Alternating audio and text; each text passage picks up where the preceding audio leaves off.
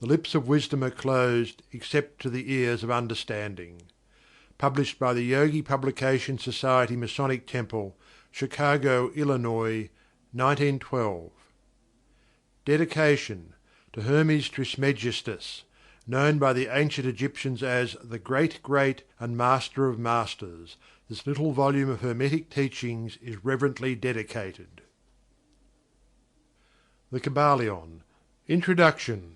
We take great pleasure in presenting to the attention of students and investigators of the secret doctrines this little work based upon the world-old Hermetic teachings. There has been so little written upon this subject, notwithstanding the countless references to the teachings in the many works upon occultism, that the many earnest searchers after the arcane truths will doubtless welcome the appearance of this present volume. The purpose of this work is not the enunciation of any special philosophy or doctrine, but rather is to give to the students a statement of the truth that will serve to reconcile the many bits of occult knowledge that they may have acquired, but which are apparently opposed to each other, and which often serve to discourage and disgust the beginner in the study. Our intent is not to erect a new temple of knowledge, but rather to place in the hands of the student a master key with which he may open the many inner doors in the temple of mystery through the main portals he has already entered. There is no portion of the occult teachings possessed by the world which have been so closely guarded as the fragments of the Hermetic teachings which have come down to us over the tens of centuries which have elapsed since the lifetime of its great founder, Hermes Trismegistus, the scribe of the gods, who dwelt in old Egypt in the days when the present race of men was in its infancy. Contemporary with Abraham, and, if the legends be true, an instructor of that venerable sage, Hermes was, and is, the great central sun of occultism, whose rays have served to illumine the countless teachings which have been promulgated since his time. All the fundamental and basic teachings embedded in the esoteric teachings of every race may be traced back to Hermes. Even the most ancient teachings of India undoubtedly have their roots in the original Hermetic teachings.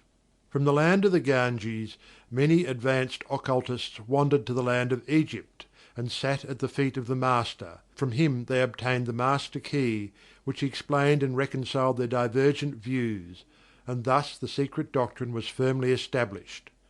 From other lands also came the learned ones, all of whom regarded Hermes as the Master of Masters, and his influence was so great that in spite of the many wanderings from the path on the part of the centuries of teachers in these different lands, there may still be found a certain basic resemblance and correspondence which underlies the many and often quite divergent theories entertained and taught by the occultists of these different lands today. The student of comparative religions will be able to perceive the influence of the Hermetic teachings in every religion worthy of the name now known to man, whether it be a dead religion or one in full vigour in our own times. There is always certain correspondence in spite of the contradictory features, and the Hermetic teachings act as the great reconciler. The life work of Hermes seems to have been in the direction of planting the great seed truth, which has grown and blossomed in so many strange forms, rather than to establish a school of philosophy which would dominate the world's thought. But nevertheless the original truths taught by him have been kept intact in their original purity by a few men in each age, who, refusing great numbers of half-developed students and followers, followed the Hermetic custom and reserved their truth for the few who are ready to comprehend and master it. From lip to ear the truth has been handed down among the few. There have always been a few initiates in each generation, in the various lands of the earth, who kept alive the sacred flame of the Hermetic teachings, and such have always been willing to use their lamps to relight the lesser lamps of the outside world, when the light of truth grew dim, and clouded by reason of neglect, and when the wicks became clogged with foreign matter. There were always a few to tend faithfully the altar of the truth, upon which was kept alight the perpetual lamp of wisdom. These men devoted their lives to the labour of love, which the poet has so well stated in his lines: "Oh, let not the flame die out, cherished age after age in its dark cavern, in its holy temples cherished, fed by pure ministers of love, let not the flame die out." These men have never sought popular approval, nor numbers of followers. They are indifferent to these things, for they know how few there are in each generation who are ready for the truth, or who would recognize it if it were presented to them. They reserve the strong meat for men, while others furnish the milk for babes. They reserve their pearls of wisdom for the few elect, who recognize their value, and who wear them in their crowns, instead of casting them before the materialistic vulgar swine, who would trample them in the mud, and mix them with their disgusting mental food. But still these men have never forgotten or overlooked the original teachings of Hermes, regarding the passing on of the words of truth to those ready to receive it, which teaching is stated in the Kybalion as follows: "Where fall the footsteps of the Master, the ears of those ready for his teaching open wide." And again: "When the ears of the student are ready to hear, then cometh the lips to fill them with wisdom." But their customary attitude has always been strictly in accordance with the other Hermetic aphorism, also in the Kybalion: "The lips of wisdom are closed, except to the ears of understanding." There are those who have criticised this attitude of the Hermetists, and who have claimed that they did not manifest the proper spirit in their policy of seclusion and reticence. But a moment's glance back over the pages of history will show the wisdom of the Masters, who knew the folly of attempting to teach to the world that which it was neither willing nor ready to receive. The Hermetists have never sought to be martyrs, and have instead sat silently aside with a pitying smile on their closed lips, while the heathen raged noisily about them, in their customary amusement of putting to death and torture the honest but misguided enthusiasts who imagined that they could force upon a race of barbarians the truth capable of being understood only by the elect who had advanced along the path. And the spirit of persecution has not as yet died out in the land. There are certain Hermetic teachings which, if publicly promulgated, would bring down upon the teachers a great cry of scorn and revilement from the multitude, who would again raise the cry of "Crucify! Crucify!" In this little work we have endeavoured to give you an idea of the fundamental teachings of the Kybalion, striving to give you the working principles, leaving you to apply them yourselves, rather than attempting to work out the teaching in detail. If you are a true student, you will be able to work out and apply these principles. If not, then you must develop yourself into one, for otherwise the Hermetic teachings will be as words, words, words to you. Chapter 1. The Hermetic Philosophy. The lips of wisdom are closed, except to the ears of understanding. The Kybalion.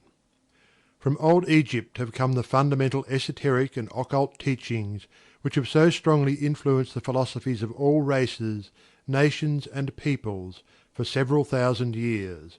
Egypt, the home of the pyramids and the Sphinx, was the birthplace of the hidden wisdom and the mystic teachings. From her secret doctrine all nations have borrowed. India, Persia, Chaldea, Media, China, Japan, Assyria, ancient Greece and Rome, and other ancient countries partook liberally at the feast of knowledge which the hierophants and masters of the land of Isis so freely provided for those who came prepared to partake of the great store of mystic and occult lore which the master minds of that ancient land had gathered together. In ancient Egypt dwelt the great adepts and masters who have never been surpassed, and who seldom have been equalled, during the centuries that have taken their processional flight since the days of the great Hermes.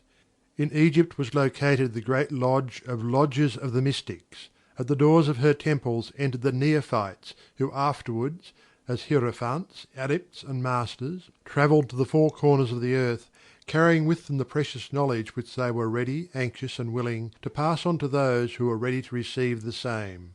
All students of the occult recognize the debt that they owe to these venerable masters of that ancient land. But amongst these great masters of ancient Egypt there once dwelt one of whom masters hailed as the Master of Masters. This man, if man indeed he was, dwelt in Egypt in the earliest days. He was known as Hermes Trismegistus. He was the father of the occult wisdom, the founder of astrology, the discoverer of alchemy. The details of his life story are lost to history owing to the lapse of the years, though several of the ancient countries disputed with each other in their claims to the honour of having furnished his birthplace, and this thousands of years ago. The date of his sojourn in Egypt, in that his last incarnation on this planet, is not now known, but it has been fixed at the early days of the oldest dynasties of Egypt, long before the days of Moses. The best authorities regard him as a contemporary of Abraham, and some of the Jewish traditions go so far as to claim that Abraham acquired a portion of his mystic knowledge from Hermes himself. As the years rolled by after his passing from this plane of life, tradition recording that he lived 300 years in the flesh, the Egyptians deified Hermes and made him one of their gods, under the name of Thoth. Years after, the people of ancient Greece also made him one of their many gods, calling him Hermes, the god of wisdom. The Egyptians revered his memory for many centuries, yes, tens of centuries, calling him the scribe of the gods, and bestowing upon him distinctively his ancient title Trismegistus, which means the thrice great, the great great, the greatest great, etc. In all the ancient lands the name of Hermes Trismegistus was revered, the name being synonymous with the fount of wisdom. Even to this day we use the term hermetic in the sense of secret, sealed so that nothing can escape, etc., and this by reason of the fact that the followers of Hermes always observed the principle of secrecy in their teachings. They did not believe in casting pearls before swine, but rather held to the teaching milk for babes, meat for strong men, both of which maxims are familiar to readers of the Christian scriptures, but both of which had been used by the Egyptians for centuries before the Christian era. And this policy of careful dissemination of the truth has always characterized the Hermetics, even unto the present day. The Hermetic teachings are to be found in all lands, among all religions, but never identified with any particular country, nor with any particular religious sect. This is because of the warning of the ancient teachers against allowing the secret doctrine to become crystallized into a creed. The wisdom of this caution is apparent to all students of history. The ancient occultism of India and Persia degenerated, and was largely lost, owing to the fact that the teachers became priests, and so mixed theology with the philosophy, the result being that the occultism of India and Persia has been gradually lost amidst the mass of religious superstition cults, creeds and gods. So it was with ancient Greece and Rome. So it was with the Hermetic teachings of the Gnostics and early Christians, which were lost at the time of Constantine, whose iron hand smothered philosophy with the blanket of theology, losing to the Christian Church that which was its very essence and spirit, and causing it to grope throughout several centuries before it found the way back to its ancient faith, the indications apparent to all careful observers in this 20th century being that the Church is now struggling to get back to its ancient mystic teachings. But there were always a few faithful souls who kept alive the flame, tending it carefully, and not allowing its light to become extinguished. And thanks to these staunch hearts and fearless minds, we have the truth still with us. But it is not found in books, to any great extent. It has been passed along from master to student, from initiate to hierophant, from lip to ear. When it was written down at all, its meaning was veiled in terms of alchemy and astrology, so that only those possessing the key could read it aright. This was made necessary in order to avoid the persecutions of the theologians of the Middle Ages, who fought the secret doctrine with fire and sword, stake, gibbet, and cross. Even to this day there will be found but few reliable books on the Hermetic philosophy, although there are countless references to it in many books written on various phases of occultism. And yet the Hermetic philosophy is the only master key which will open all the doors of the occult teachings. In the early days there was a compilation of certain basic Hermetic doctrines, passed on from teacher to student, which was known as the Kybalion, the exact significance and meaning of the term having been lost for several centuries. This teaching, however, is known to many to whom it has descended, from mouth to ear, on and on throughout the centuries. Its precepts have never been written down or printed, so far as we know. It was merely a collection of maxims, axioms, and precepts, which were non-understandable to outsiders, but which were readily understood by students, after the axioms, maxims, and precepts had been explained and exemplified by the Hermetic initiates to their neophytes. These teachings really constituted the basic principles of the art of Hermetic alchemy, which, contrary to general belief, dealt in the mastery of mental forces rather than material elements, the transmutation of one kind of mental vibrations into others, instead of the changing of one kind of metal into another. The legends of the philosopher's stone, which would turn base metal into gold, was an allegory relating to Hermetic philosophy, readily understood by all students of true Hermeticism. In this little book, of which this is the first lesson, we invite our students to examine into the Hermetic teachings as set forth in the Kybalion, and as explained by ourselves, humble students of the teachings, who, while bearing the title of initiates, are still students at the feet of Hermes, the Master. We herein give you many of the maxims, axioms, and precepts of the Kybalion, accompanied by explanations and illustrations which we deem likely to render the teachings more easily comprehended by the modern student, particularly as the original text is purposely veiled in obscure terms. The original maxims, axioms, and precepts of the Kybalion are printed herein, in quotation marks, the proper credit being given. Our own work is printed in the regular way, in the body of the work. We trust that the many students to whom we now offer this little work will derive as much benefit from the study of its pages as have the many who have gone on before, treading the same path to mastery throughout the centuries that have passed since the times of Hermes Trismegistus, the Master of Masters, the Great Great. In the words of the Kybalion, where fall the footsteps of the Master, the ears of those ready for his teachings open wide. The Kybalion. Where the ears of the student are ready to hear, then cometh lips to fill them with wisdom. The Kybalion. So that, according to the teachings, the passage of this book to those ready for the instruction will attract the attention of such as are prepared to receive the teaching. And, likewise, when the pupil is ready to receive the truth, then will this little book come to him or her. Such is the law. The Hermetic principle of cause and effect, in its aspect of the law of attraction, will bring lips and ear together, pupil and book in company. So mote it be. Chapter 2. The Seven Hermetic Principles.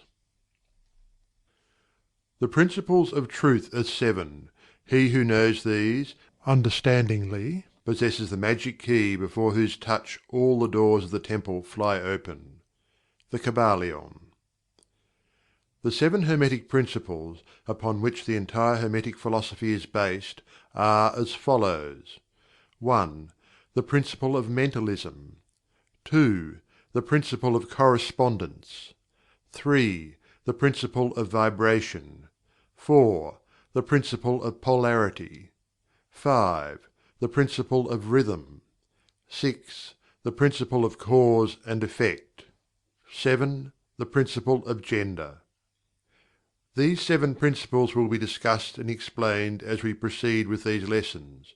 A short explanation of each, however, may as well be given at this point. 1. The principle of Mentalism. The All is Mind. The Universe is mental. The Kybalion. This principle embodies the truth that all is mind. It explains that the All, which is the substantial reality underlying all the outward manifestations and appearances which we know under the terms of the material universe, the phenomena of life, matter, energy, and, in short, all that is apparent to our material senses, is spirit, which in itself is unknowable and undefinable, but which may be considered and thought of as a universal, infinite living mind.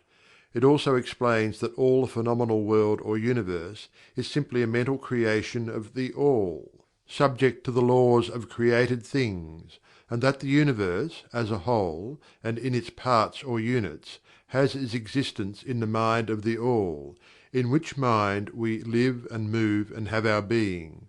This principle, by establishing the mental nature of the universe, easily explains all of the varied mental and psychic phenomena that occupy such a large portion of the public attention, and which, without such explanation, are non-understandable and defy scientific treatment.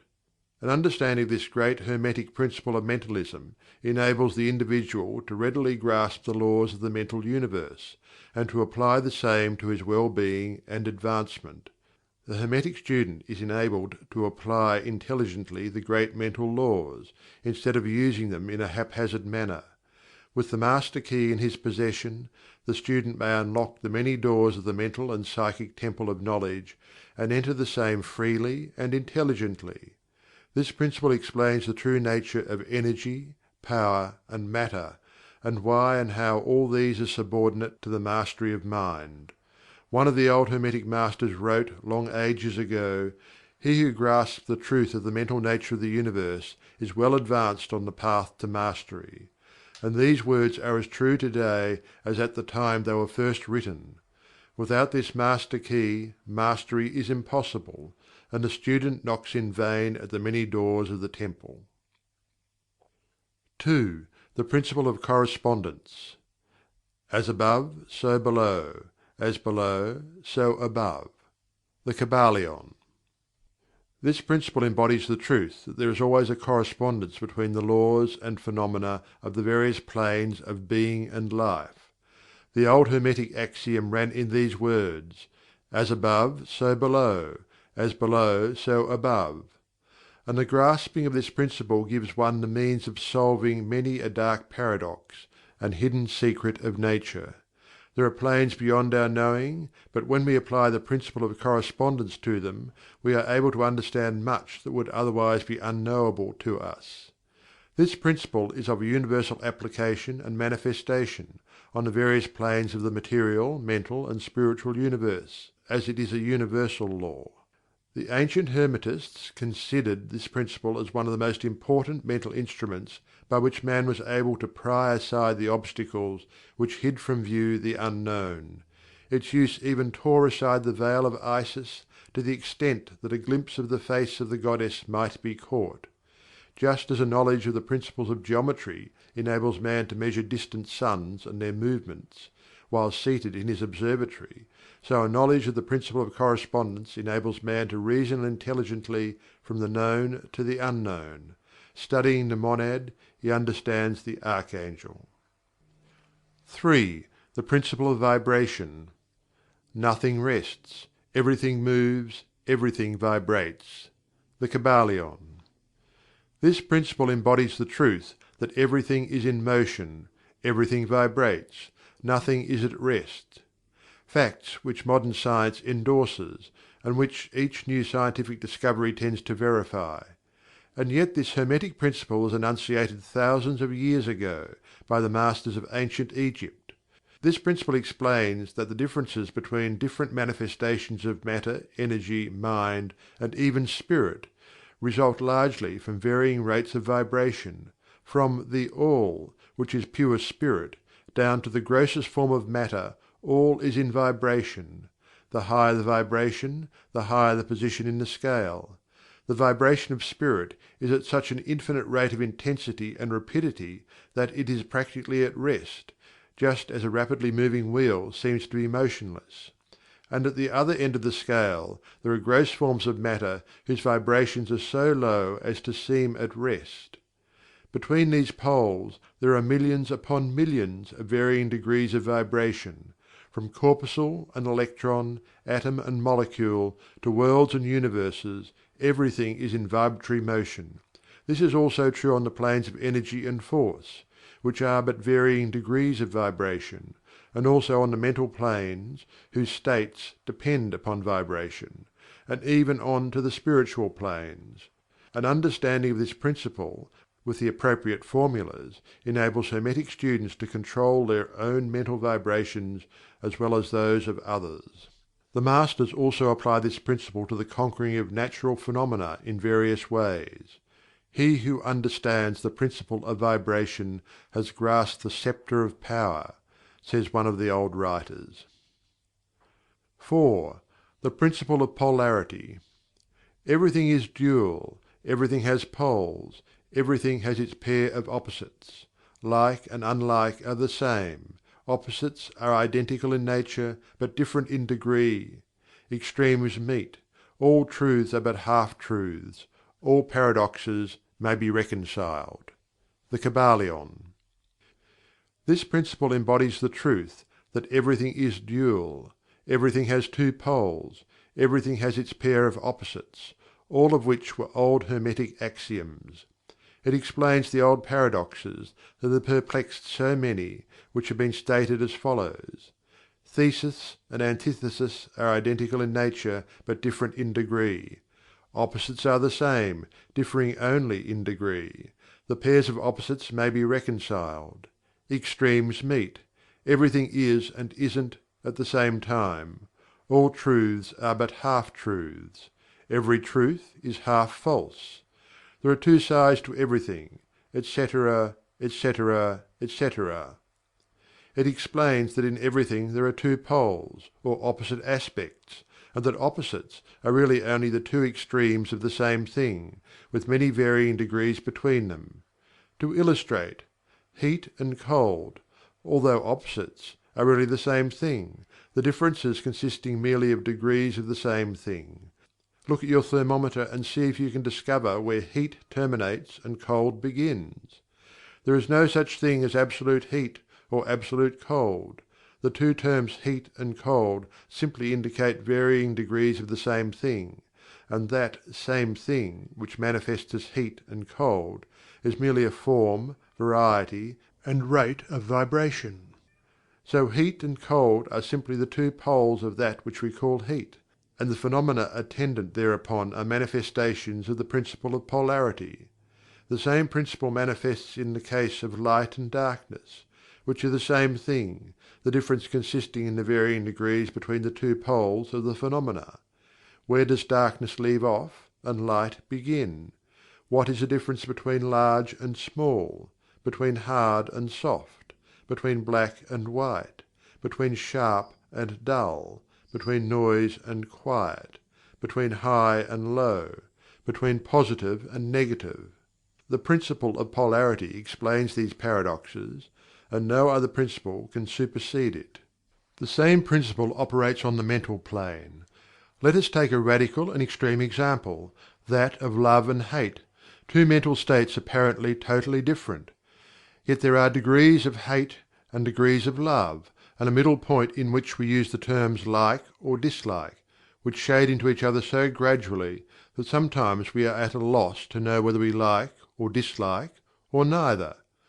And all are simply degrees of the same thing, as you will see if you will but think a moment. And more than this, and considered of more importance by the Hermetists, it is possible to change the vibrations of hate to the vibrations of love, in one's own mind, and in the minds of others. Many of you who read these lines have had personal experiences of the involuntary rapid transition from love to hate, and the reverse, in your own case and that of others. And you will therefore realize the possibility of this being accomplished by the use of the will, by means of the Hermetic formulas.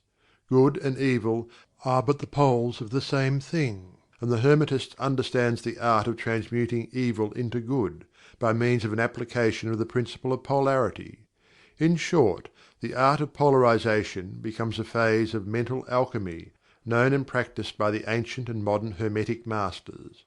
An understanding of the principle will enable one to change his own polarity as well as that of others, if he will devote the time and study necessary to master the art. 5. The principle of rhythm. Everything flows in and out. Everything has its tides. All things rise and fall. The pendulum swing manifests in everything. The measure of the swing to the right is a measure of the swing to the left. Rhythm compensates. The Kybalion. This principle embodies the truth that in everything there is manifested a measured motion, to and fro, a flow and inflow, a swing backward and forward, a pendulum-like movement, a tide-like ebb and flow, a high tide and low tide, between the two poles which exist in accordance with the principle of polarity described a moment ago. There is always an action and a reaction, an advance and a retreat, a rising and a sinking. This is in the affairs of the universe, suns, worlds, men, animals, mind, energy, and matter. This law is manifest in the creation and destruction of worlds, in the rise and fall of nations, in the life of all things, and finally in the mental states of man, and it is with this latter that the Hermetists find the understanding of the principle most important. The Hermetists have grasped this principle, finding its universal application, and have also discovered certain means to overcome its effects in themselves by the use of the appropriate formulas and methods. They apply the mental law of neutralization. They cannot annul the principle or cause it to cease its operation, but they have learnt how to escape its effects upon themselves, to a certain degree depending upon the mastery of the principle. They have learned how to use it, instead of being used by it. In this and similar methods consists the art of the Hermetists. The master of Hermetics polarizes himself at the point at which he desires to rest, and then neutralizes the rhythmic swing of the pendulum which would tend to carry him to the other pole. All individuals who have attained any degree of self mastery do this to a certain degree, more or less unconsciously, but the master does this consciously and by the use of his will, and attains a degree of poise and mental firmness almost impossible of belief on the part of the masses, who are swung backward and forward like a pendulum. This principle and that of Polarity have been closely studied by the Hermetists, and the methods of counteracting, neutralizing, and using them form an important part of the Hermetic mental alchemy. 6. The principle of cause and effect. Every cause has its effect, every effect has its cause, everything happens according to law.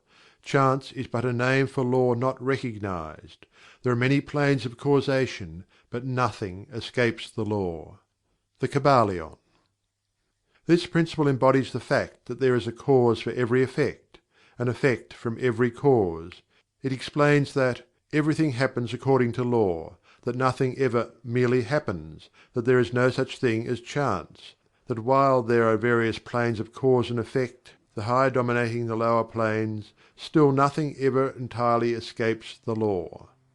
The Hermetists understand the art and methods of rising above the ordinary plane of cause and effect, to a certain degree, and by mentally rising to a higher plane, they become causes instead of effects.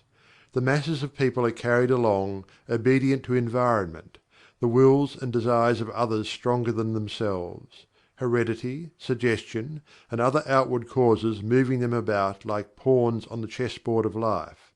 But the masters, rising to the plane above, dominate their moods, characters, qualities, and powers, as well as the environment surrounding them, and become movers instead of pawns. They help to play the game of life, instead of being played and moved about by other wills and environment. They use the principle instead of being its tools. The masters obey the causation of the higher planes, but they help to rule on their own plane. In this statement there is condensed a wealth of Hermetic knowledge. Let him read who can. 7. The principle of gender. Gender is in everything. Everything has its masculine and feminine principles. Gender manifests on all planes. The Kybalion. This principle embodies the truth that there is gender manifested in everything, the masculine and feminine principles ever at work. This is true not only of the physical plane, but of the mental and even the spiritual planes. On the physical plane the principle manifests as sex. On the higher planes it takes higher forms, but the principle is ever the same. No creation, mental, physical, or spiritual, is possible without this principle. An understanding of its laws will throw light on many a subject that has perplexed the minds of men. The principle of gender works ever in the direction of generation, regeneration, and creation. Everything and every person contains the two elements or principles, or this great principle, within it, him or her. Every male thing has the female element also. Every female contains also the male principle. If you would understand the philosophy of mental and spiritual creation, generation, and regeneration, you must understand and study this Hermetic principle. It contains the solution of many mysteries of life. We caution you that this principle has no reference to the many base, pernicious, and degrading lustful theories, teachings, and practices, which are taught under fanciful titles, and which are a prostitution of the great natural principle of gender.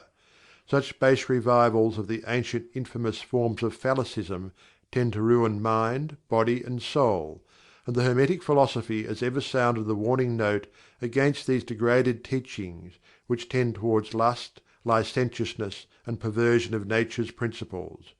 If you seek such teachings, you must go elsewhere for them. Hermeticism contains nothing for you along these lines. To the pure, all things are pure; to the base, all things are base. Chapter 3. Mental Transmutation. Mind, as well as metals and elements, may be transmuted from state to state, degree to degree, condition to condition, pole to pole, vibration to vibration. True Hermetic transmutation is a mental art. The Kybalion. As we have stated, the Hermetists were the original alchemists, astrologers, and psychologists, Hermes having been the founder of these schools of thought. From astrology has grown modern astronomy; from alchemy has grown modern chemistry; from the mystic psychology has grown the modern psychology of the schools. But it must not be supposed that the ancients were ignorant of that which the modern schools suppose to be their exclusive and special property. The records engraved on the stones of ancient Egypt show conclusively that the ancients had a full comprehensive knowledge of astronomy, the very building of the pyramids showing the connection between their design and the study of astronomical science. Nor were they ignorant of chemistry, for the fragments of the ancient writings show that they were acquainted with the chemical properties of things. In fact, the ancient theories regarding physics are being slowly verified by the latest discoveries of modern science, notably those relating to the constitution of matter. Nor must it be supposed that they were ignorant of the so-called modern discoveries in psychology. On the contrary, the Egyptians were especially skilled in the science of psychology, particularly in the branches that the modern schools ignore, but which, nevertheless, are being uncovered under the name of psychic science, which is perplexing the psychologists of today, and making them reluctantly admit that there may be something in it after all. The truth is that beneath the material chemistry, astronomy, and psychology, that is, the psychology in its phase of brain action, the ancients possessed a knowledge of the transcendental astronomy, called astrology; of transcendental chemistry, called alchemy; of transcendental psychology, called mystic psychology. They possessed the inner knowledge as well as the outer knowledge, the latter alone being possessed by modern scientists. Among the many secret branches of knowledge possessed by the Hermetists was that known as Mental Transmutation, which forms the subject matter of this lesson. Transmutation is a term usually employed to designate the ancient art of transmutation of metals, particularly of the base metals, into gold. The word transmute means to change from one nature, form, or substance into another, to transform. Webster. And accordingly, mental transmutation means the art of changing and transforming mental states, forms, and conditions into others. So you may see that mental transmutation is the art of mental chemistry, if you like the term, a form of practical mystic psychology. But this means far more than appears on the surface. Transmutation, alchemy, or chemistry, on the mental plane, is important enough in its effects, to be sure, and if the art stopped there it would still be one of the most important branches of study known to man. But this is only the beginning. Let us see why. The first of the Seven Hermetic Principles is the principle of Mentalism, the axiom of which is: "The All is Mind, the Universe is Mental," which means that the underlying reality of the Universe is Mind, and the Universe itself is mental, that is, existing in the mind of the All. We shall consider this principle in succeeding lessons, but let us see the effect of the principle if it be assumed to be true. If the Universal is mental in its nature, then mental transmutation must be the art of changing the conditions of the Universe, along the lines of matter, force, and mind. So you see, therefore, that mental transmutation is really the magic of which the ancient writers had so much to say in their mystical works, and about which they gave so few practical instructions. If all be mental, then the art which enables one to transmute mental conditions must render the master the controller of material conditions as well as those ordinarily called mental. As a matter of fact, none but advanced mental alchemists have been able to attain the degree of power necessary to control the grosser physical conditions, such as the control of the elements of nature, the production or cessation of tempests, the production and cessation of earthquakes and other great physical phenomena. But that such men have existed, and do exist today, is a matter of earnest belief to all advanced occultists of all schools. That the masters exist, and have these powers, the best teachers assure their students, having had experiences which justify them in such belief and statements. These masters do not make public exhibitions of their powers, but seek seclusion from the crowds of men, in order to better work their way along the path of attainment. We mention their existence, at this point, merely to call your attention to the fact that their power is entirely mental, and operates along the lines of the higher mental transmutation, under the Hermetic principle of mentalism. The universe is mental. The Kybalion. But students and Hermetists of lesser degree than masters, the initiates and teachers, are able to freely work along the mental plane in mental transmutation. In fact, all that we call psychic phenomena, mental influence, mental science, new thought phenomena, etc., operates along the same general lines, for there is but one principle involved, no matter by what name the phenomena be called. The student and practitioner of mental transmutation works among the mental plane, transmuting mental conditions, states, etc., into others, according to various formulas, more or less efficacious. The various treatments, affirmations, denials, etc., of the schools of mental science are but formulas, often quite imperfect and unscientific, of the Hermetic art. The majority of modern practitioners are quite ignorant compared to the ancient masters, for they lack the fundamental knowledge upon which the work is based. Not only may the mental states, etc., of one's self be changed or transmuted by Hermetic methods, but also the states of others may be, and are, constantly transmuted in the same way, usually unconsciously, but often consciously by some understanding the laws and principles, in cases where the people affected are not informed of the principles of self-protection. And more than this, as many students and practitioners of modern mental science know, every material condition depending upon the minds of other people may be changed or transmuted in accordance with the earnest desire, will, and treatments of persons desiring changed conditions of life. The public are so generally informed regarding these things at present that we do not deem it necessary to mention the same at length, our purpose at this point being merely to show the Hermetic principle and art underlying all of these various forms of practice, good and evil, for the force can be used in opposite directions according to the Hermetic principles of Polarity. In this little book we shall state the basic principles of mental transmutation, that all who read may grasp the underlying principles, and thus possess the master key that will unlock the many doors of the principle of Polarity.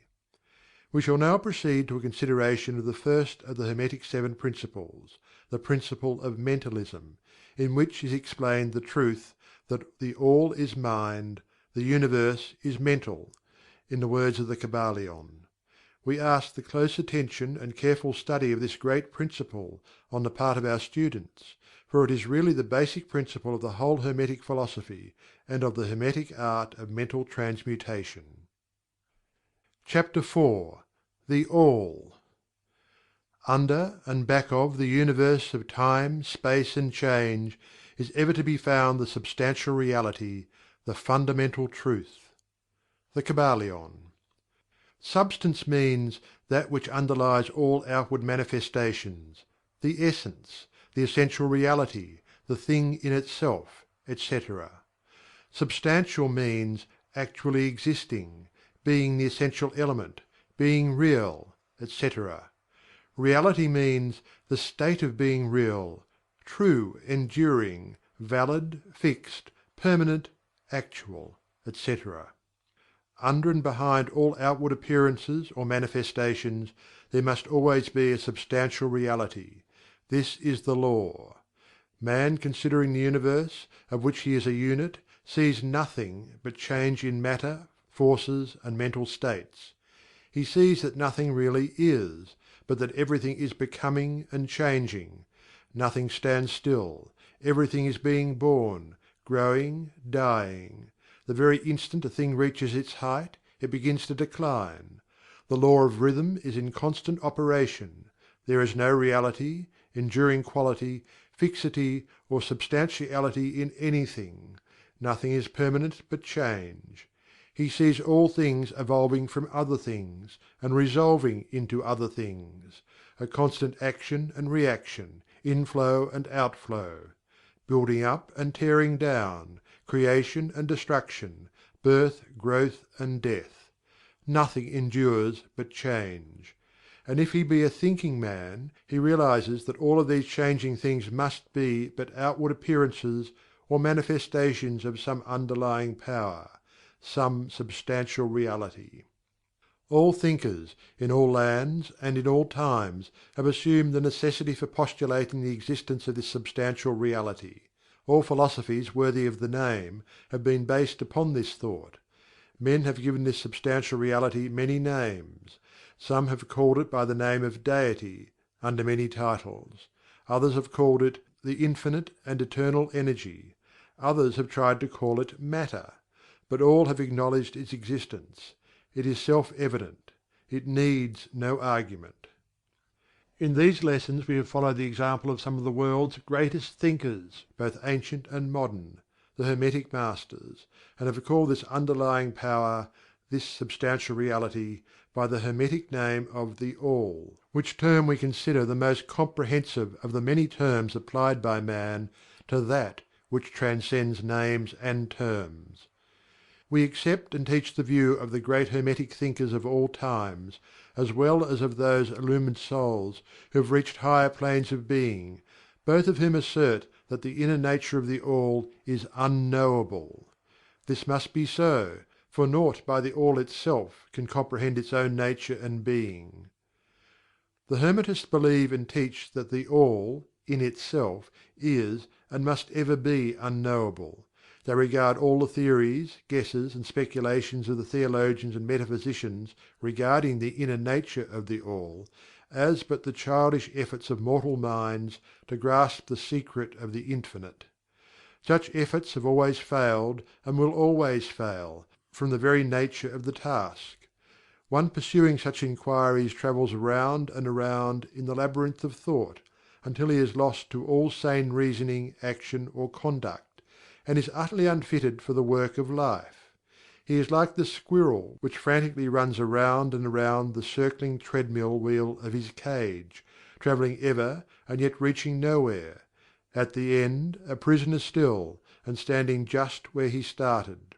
And still more presumptuous are those who attempt to ascribe to the All the personality, qualities, properties, characteristics, and attributes of themselves, ascribing to the All the human emotions, feelings, and characteristics, even down to the pettiest qualities of mankind, such as jealousy, susceptibility to flattery and praise, desire for offerings and worship, and all the other survivals from the days of the childhood of the race. Such ideas are not worthy of grown men and women, and are rapidly being discarded.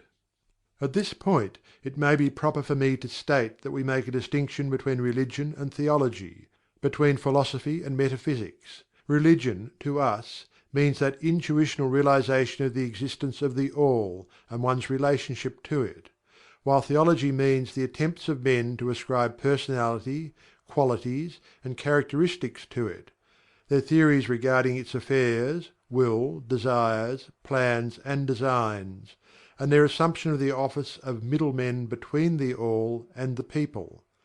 Philosophy, to us, means the inquiry after knowledge of things knowable and thinkable, while metaphysics means the attempt to carry the inquiry over and beyond the boundaries and into regions unknowable and unthinkable, and with the same tendency as that of theology.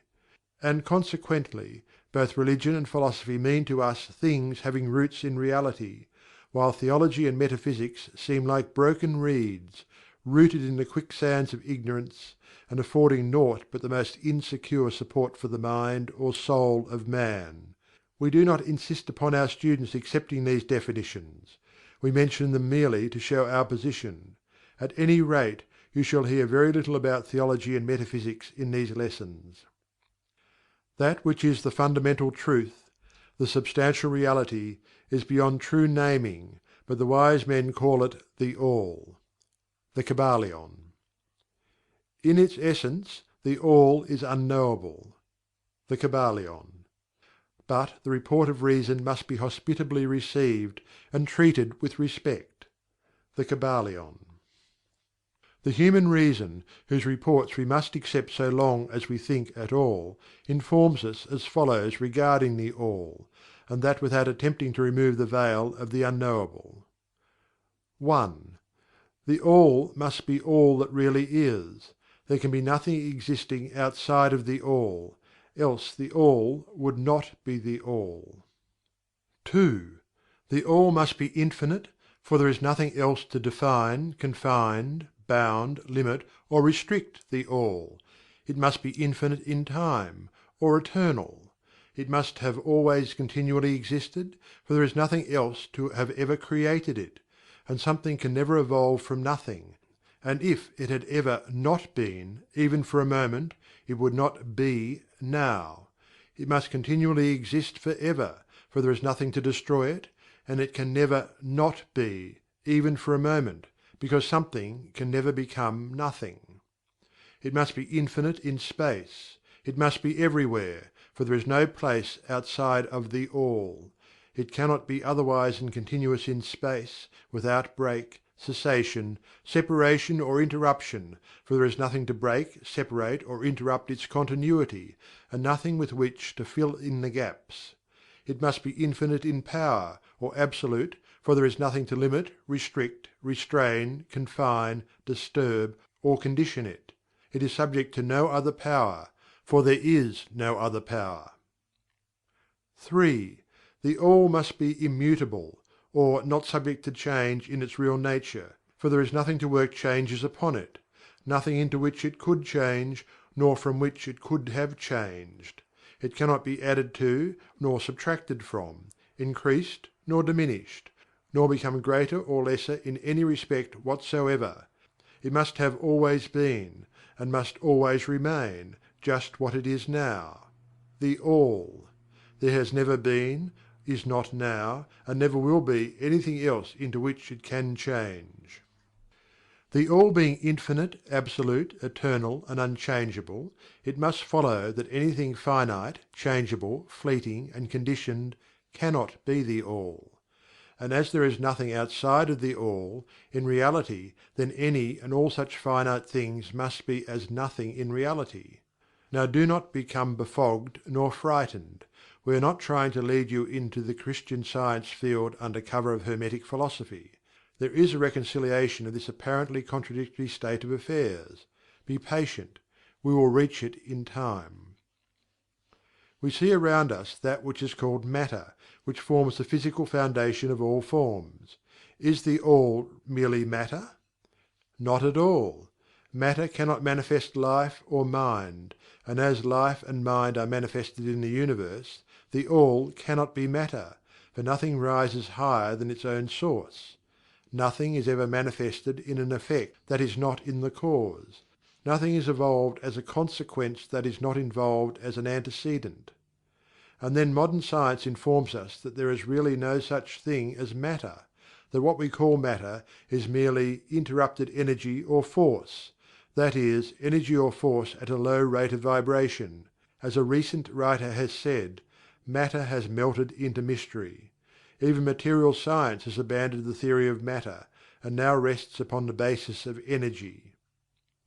Then is the All mere energy or force? not energy or force as the materialists use the terms, for their energy and force are blind, mechanical things, devoid of life or mind. Life and mind can never evolve from blind energy or force, for the reason given a moment ago. Nothing can rise higher than its source. Nothing is evolved unless it is involved. Nothing manifests in the effect unless it is in the cause.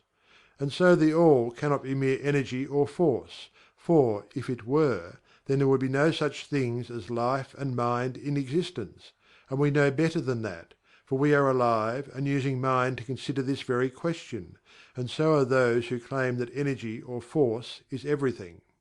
What is there then higher than matter or energy that we know to be existent in the universe? Life and mind. Life and mind in all their varying degrees of unfoldment. Then, you ask, do you mean to tell us that the All is life and mind? Yes and no, is our answer. If you mean life and mind as we poor petty mortals know them, we say no. The All is not that.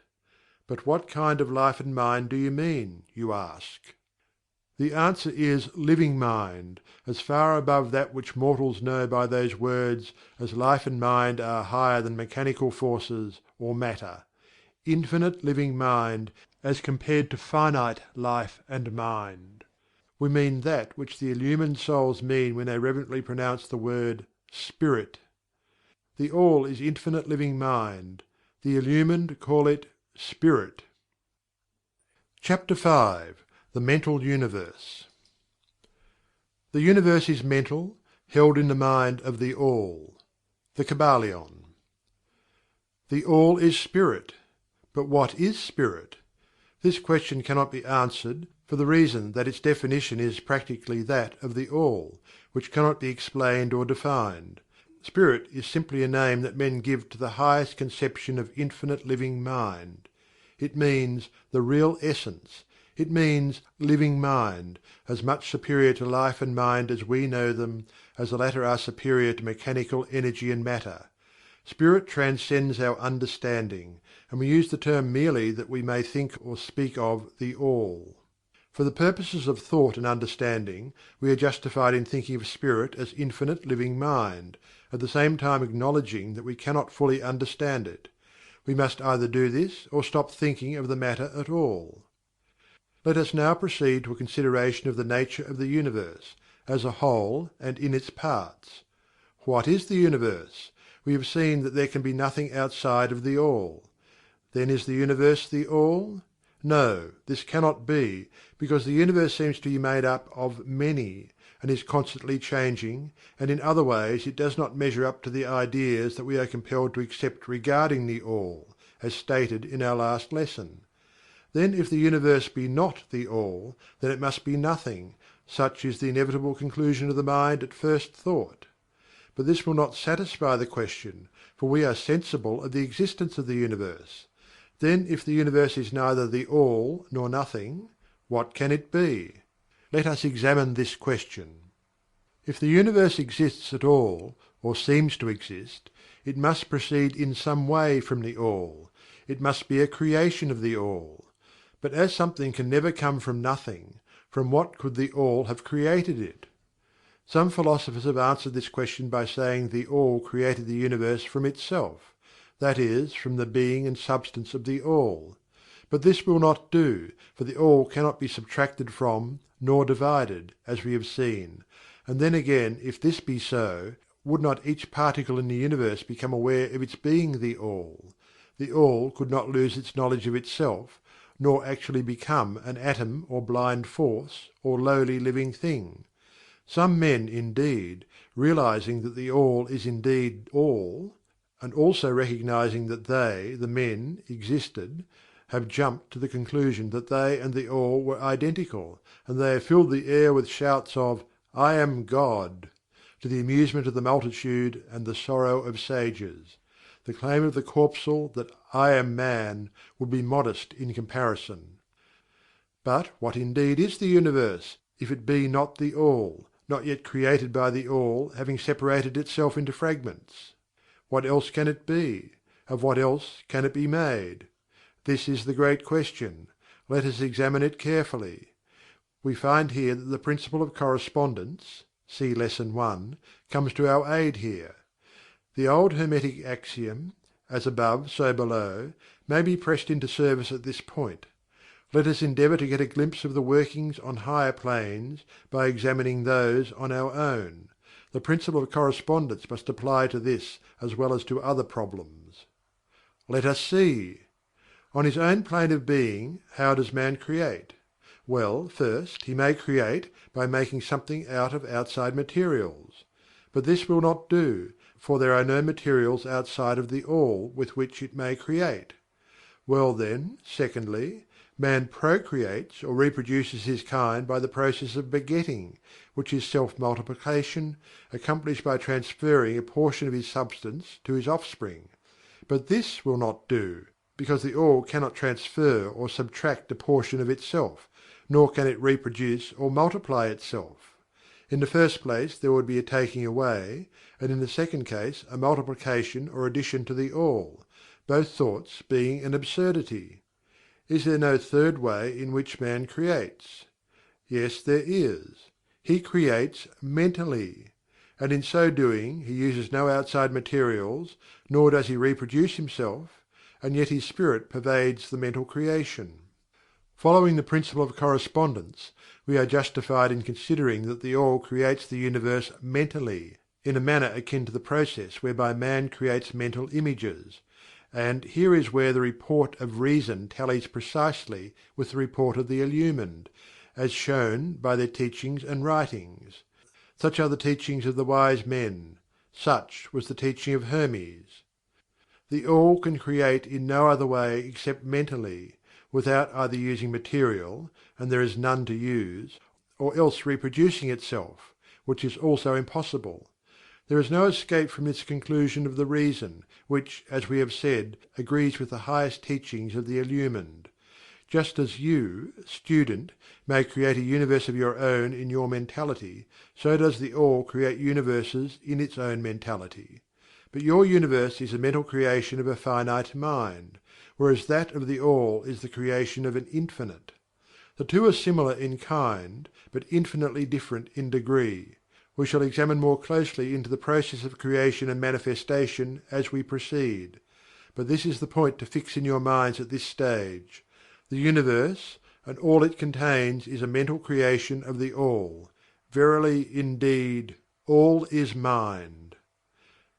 The All creates in its infinite mind countless universes, which exist for eons of time, and yet to the All, the creation, development, decline and death of 1,000,000 universes is as the time of the twinkling of an eye. The Kybalion. The infinite mind of the All is the womb of universes. The Kybalion. The principle of gender (see Lesson 1 and other lessons to follow) is manifested on all planes of life, material, mental and spiritual. But, as we have said before, gender does not mean sex. Sex is merely a material manifestation of gender. Gender means relating to generation or creation. And wherever anything is generated or created, on any plane, the principle of gender must be manifested, and this is true even in the creation of universes. Now do not jump to the conclusion that we are teaching that there is a male and female God, or Creator. That idea is merely a distortion of the ancient teachings on the subject. The true teaching is that the All, in itself, is above gender, as it is above every other law, including those of time and space. It is the Law, from which the laws proceed, and it is not subject to them.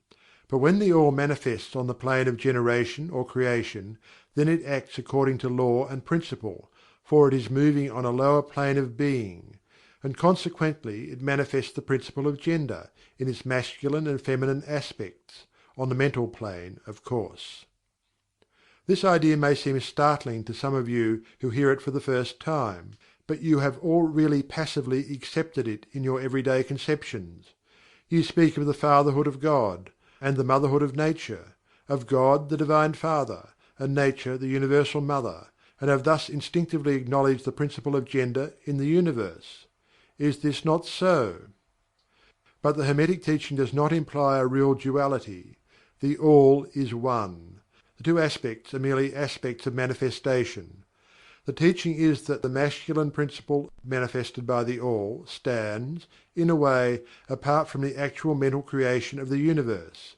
It projects its will toward the feminine principle, which may be called Nature, whereupon the latter begins the actual work of the evolution of the universe, from simple centers of activity on to man, then on and on still higher, all according to well established and firmly enforced laws of nature.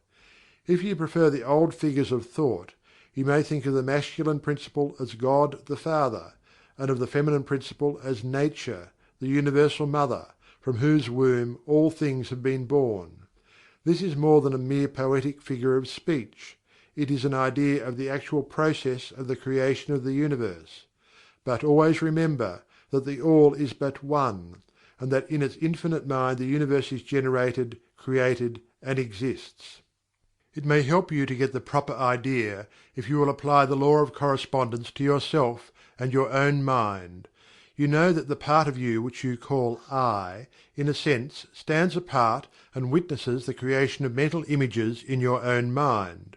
The part of your mind in which the mental generation is accomplished may be called the "Me," in distinction from the "I," which stands apart and witnesses and examines the thoughts, ideas, and images of the "Me." As above, so below, remember? And the phenomena of one plane may be employed to solve the riddles of higher or lower planes.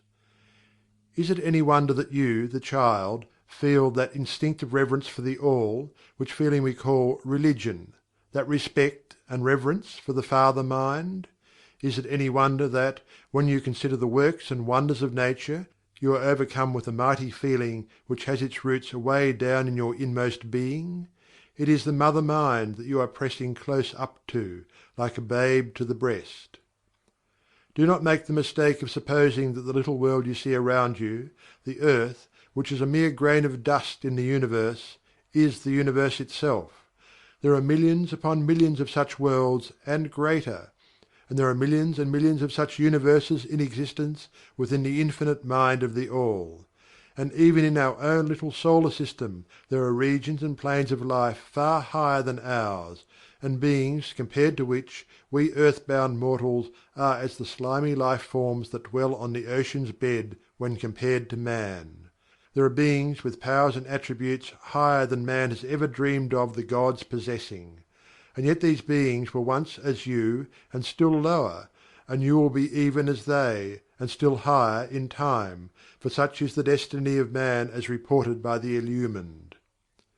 And death is not real, even in the relative sense. It is but birth to a new life, and you shall go on, and on, and on, and on, to higher and still higher planes of life, for eons upon eons of time. The universe is your home, and you shall explore its farthest recesses before the end of time. You are dwelling in the infinite mind of the All, and your possibilities and opportunities are infinite, both in time and space. And at the end of the grand cycle of eons, when the All shall draw back into itself all of its creations, you will go gladly, for you will then be able to know the whole truth of being at one with the All. Such is the report of the illumined, those who have advanced well along the path. And in the meantime, rest calm and serene. You are safe and protected by the infinite power of the Father Mother Mind. Within the Father Mother Mind, mortal children are at home. The Kybalion. There is not one who is fatherless nor motherless in the universe. The Kybalion. Chapter VI. The Divine Paradox. The half-wise, recognizing the comparative unreality of the universe, imagine that they may defy its laws. Such are vain and presumptuous fools, and they are broken against the rocks and torn asunder by the elements by reason of their folly. The truly wise, knowing the nature of the universe, use law against laws, the higher against the lower, and by the art of alchemy transmute that which is undesirable into that which is worthy, and thus triumph. Mastery consists not in abnormal dreams, visions, and fantastic imaginings or living, but in using the higher forces against the lower, escaping the pains of the lower planes by vibrating on the higher. Transmutation, not presumptuous denial, is the weapon of the Master. The Kybalion. This is the paradox of the universe, resulting from the principle of Polarity which manifests when the All begins to create. Hearken to it, for it points the difference between half wisdom and wisdom. While to the Infinite All, the universe, its laws, its powers, its life, its phenomena, are as things witnessed in the state of meditation or dream, yet to all that is finite, the universe must be treated as real, and life, and action, and thought must be based thereupon accordingly, although with an ever increasing understanding of the higher truth, each according to its own planes and laws. Were the All to imagine that the universe were indeed reality, then woe to the universe, for then there would be no escape from lower to higher, divineward. Then would the universe become a fixity, and progress would become impossible. And if man, owing to half wisdom, acts and lives and thinks of the universe as merely a dream, akin to his own finite dreams, then indeed does it so become for him, and like a sleep walker he stumbles ever around and around in a circle, making no progress, and being forced into an awakening at last by his falling bruised and bleeding over the natural laws which he ignored. Keep your mind ever on the star, but let your eyes watch over your footsteps, lest you fall into the mire by reason of your upward gaze. Remember the divine paradox, that while the universe is not, still it is. Remember ever the two poles of truth, the absolute and the relative. Beware of half-truths. What Hermetists know as the Law of Paradox is an aspect of the principle of Polarity. The Hermetic writings are filled with references to the appearance of the paradox in the consideration of the problems of life and being. The teachers are constantly warning their students against the error of omitting the other side of any question, and their warnings are particularly directed to the problems of the Absolute and the Relative, which perplex all students of philosophy, and which cause so many to think and act contrary to what is generally known as common sense. And we caution all students to be sure to grasp the divine paradox of the Absolute and Relative, lest they become entangled in the mire of the half-truth. With this in view, this particular lesson has been written. Read it carefully. The first thought that comes to the thinking man after he realizes the truth that the universe is a mental creation of the All, is that the universe and all that it contains is a mere illusion, an unreality, against which idea his instincts revolt. But this, like all other great truths, must be considered both from the absolute and the relative points of view. From the absolute viewpoint, of course, the universe is in the nature of an illusion, a dream, a phantasmagoria, as compared to the All in itself. We recognize this even in our ordinary view, for we speak of the world as a fleeting show, that comes and goes, is born and dies, for the element of impermanence and change, finiteness and unsubstantiality must ever be connected with the idea of a created universe when it is contrasted with the idea of the All, no matter what may be our beliefs concerning the nature of both. Philosopher, metaphysician, scientist and theologian all agree upon this idea, and the thought is found in all forms of philosophical thought and religious conceptions, as well as in the theories of the respective schools of metaphysics and theology. So, the Hermetic teachings do not preach the unsubstantiality of the universe in any stronger terms than those more familiar to you, though their presentation of the subject may seem somewhat more startling. Anything that has a beginning and an ending must be, in a sense, unreal and untrue, and the universe comes under the rule, in all schools of thought. From the absolute point of view, there is nothing real except the All, no matter what terms we may use in thinking of or discussing the subject. Whether the universe be created of matter, or whether it be a mental creation in the minds of the All, it is unsubstantial, non-enduring, a thing of time, space and change. We want you to realize this fact thoroughly before you pass judgment on the Hermetic conception of the mental nature of the universe. Think over any and all of the other conceptions, and see whether this be not true of them. But the absolute point of view shows merely one side of the picture. The other side is the relative one. Absolute truth has been defined as "things as the mind of God knows them," while relative truth is "things as the highest reason of man understands them."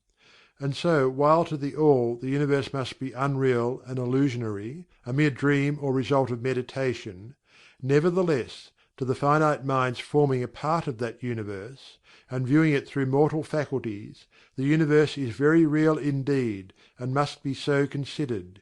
In recognizing the absolute view, we must not make the mistake of ignoring or denying the facts and phenomena of the universe, as they present themselves to our mortal faculties. We are not the All, remember.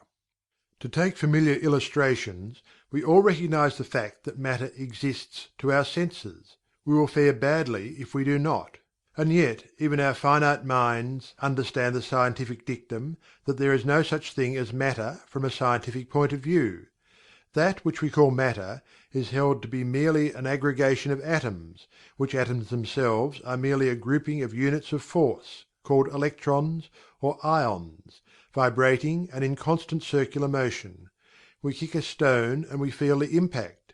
It seems to be real, notwithstanding that we know it to be merely what we have stated above. But remember that our foot, which feels the impact by means of our brains, is likewise matter, so constituted of electrons, and for that matter so are our brains. And at the best, if it were not by reason of our mind, we would not know the foot or stone at all. Then again, the ideal of the artist or sculptor, which he is endeavouring to reproduce in stone or on canvas, seems very real to him. So do the characters in the mind of the author or dramatist, which he seeks to express so that others may recognize them. And if this be true in the case of our finite minds, what must be the degree of reality in the mental images created in the mind of the Infinite? O friends, to mortals this universe of mentality is very real indeed. It is the only one we can ever know, though we rise from plane to plane, higher and higher in it. To know it otherwise, by actual experience, we must be the All itself. It is true that the higher we rise in the scale, the nearer to the mind of the Father we reach, the more apparent becomes the illusory nature of finite things, but not until the All finally withdraws us into itself does the vision actually vanish. So we need not dwell upon the feature of illusion. Rather let us, recognizing the real nature of the universe, seek to understand its mental laws, and endeavor to use them to the best effect in our upward progress through life, as we travel from plane to plane of being. The laws of the universe are none less iron laws, because of the mental nature. All except the All are bound by them. What is in the infinite mind of the All is real, in a degree second only to that reality itself which is vested in the nature of the All. So do not feel insecure or afraid. We are all held firmly in the infinite mind of the All, and there is naught to hurt us, or for us to fear. There is no power outside of the All to affect us, so we may rest calm and secure. There is a world of comfort and security in this realization when once attained. Then calm and peaceful do we sleep, rocked in the cradle of the deep, resting safely on the bosom of the ocean of infinite mind which is the All. In the All, indeed, do we live and move and have our being. Matter is none the less matter to us, while we dwell on the plane of matter, although we know it to be merely an aggregation of electrons or particles of force, vibrating rapidly and gyrating round each other in the formations of atoms. The atoms in turn vibrating and gyrating, forming molecules, which latter in turn form larger masses of matter. Nor does matter become less matter when we follow the inquiry still further, and learn from the Hermetic teachings that the force of which the electrons are but units is merely a manifestation of the mind of the All, and like all else in the universe is purely mental in its nature. While on the plane of matter we must recognize its phenomena. We may control matter, as all masters of higher or lesser degree do, but we do so by applying the higher forces. We commit a folly when we attempt to deny the existence of matter in the relative aspect. We may deny its mastery over us, and rightly so, but we should not attempt to ignore it in its relative aspect, at least so long as we dwell upon its plane. Nor do the laws of nature become less constant or effective when we know them, likewise, to be merely mental creations. They are in full effect on the various planes. We overcome the lower laws by applying still higher ones, and in this way only. But we cannot escape law or rise above it entirely. Nothing but the All can escape law, and that because the All is law itself, from which all laws emerge. The most advanced masters may acquire the powers usually attributed to the gods of men. And there are countless ranks of being, in the great hierarchy of life, whose being and power transcends even that of the highest masters among men to a degree unthinkable by mortals. But even the highest master and the highest being must bow to the law, and be as nothing in the eye of the All. So that if even these highest beings, whose powers exceed even those attributed by men to their gods, if even these are bound by and subservient to law, then imagine the presumption of mortal man, of our race and grade, when he dares to consider the laws of nature as unreal, visionary and illusory, because he happens to be able to grasp the truth that all laws are mental in nature, and simply mental creations of the All. Those laws which the All intends to be governing laws are not to be defied or argued away. So long as the universe endures, will they endure. For the universe exists merely by virtue of these laws which form its framework and which hold it together. The Hermetic principle of mentalism, while explaining the true nature of the universe, upon the principle that all is mental, does not change the scientific conceptions of the universe, life, or evolution. In fact, science merely corroborates the Hermetic teachings. The latter merely teaches that the nature of the universe is mental, while modern science has taught that it is material, or, of late, that it is energy at the last analysis. The Hermetic teachings have no fault to find with Herbert Spencer's basic principle, which postulates the existence of an infinite and eternal energy from which all things proceed. In fact, the Hermetics recognize in Spencer's philosophy the highest outside statement of the workings of the natural laws that have ever been promulgated, and they believe Spencer to have been a reincarnation of an ancient philosopher who dwelt in ancient Egypt thousands of years ago, and who later incarnated as Heraclitus, the Grecian philosopher who lived BC 500. And they regard his statement of the infinite and eternal energy as directly in the line of the Hermetic teachings, always with the addition of their own doctrine that his energy is the energy of the mind of the All. With the master key of the Hermetic philosophy, the student of Spencer will be able to unlock many doors of the inner philosophical conceptions of the great English philosopher, whose work shows the results of the preparation of his previous incarnations. His teachings regarding evolution and rhythm are in almost perfect agreement with the Hermetic teachings regarding the principle of rhythm. So the student of Hermetics need not lay aside any of his cherished scientific views regarding the universe. All he is asked to do is to grasp the underlying principle of the All is Mind, and the universe is mental held in the mind of the All. He will find that the other 6 of the 7 principles will fit into his scientific knowledge, and will serve to bring out obscure points and to throw light in dark corners. This is not to be wondered at, when we realize the influence of the Hermetic thought on the early philosophers of Greece, upon whose foundations of thought the theories of modern science largely rest. The acceptance of the first Hermetic principle, mentalism, is the only great point of difference between modern science and Hermetic students, and science is gradually moving toward the Hermetic position in its groping in the dark for a way out of the labyrinth into which it has wandered in its search for reality. The purpose of this lesson is to impress upon the minds of our students the fact that, to all intents and purposes, the universe and its laws and its phenomena are just as real, so far as man is concerned, as they would be under the hypotheses of materialism or energism. Under any hypothesis, the universe in its outer aspect is changing, ever flowing, and transitory, and therefore devoid of substantiality and reality. But, note the other pole of the truth, under any of the same hypotheses we are compelled to act and live as if the fleeting things were real and substantial. with this difference always between the various hypotheses, that under the old view mental power was ignored as a natural force, while under mentalism it becomes the greatest natural force. And this one difference revolutionizes life, to those who understand the principle and its resulting laws and practice. So, finally, students all, grasp the advantage of mentalism, and learn to know, use, and apply the laws resulting therefrom. But do not yield to the temptation which, as the Kybalion states, overcomes the half-wise, and which causes them to be hypnotized by the apparent unreality of things, the consequence being that they wander about like dream people dwelling in a world of dreams, ignoring the practical work and life of man, the end being that they are broken against the rocks and torn asunder by the elements by reason of their folly. Rather follow the example of the wise, which the same authority states use law against laws, the higher against the lower, and by the art of alchemy transmute that which is undesirable into that which is worthy, and thus triumph.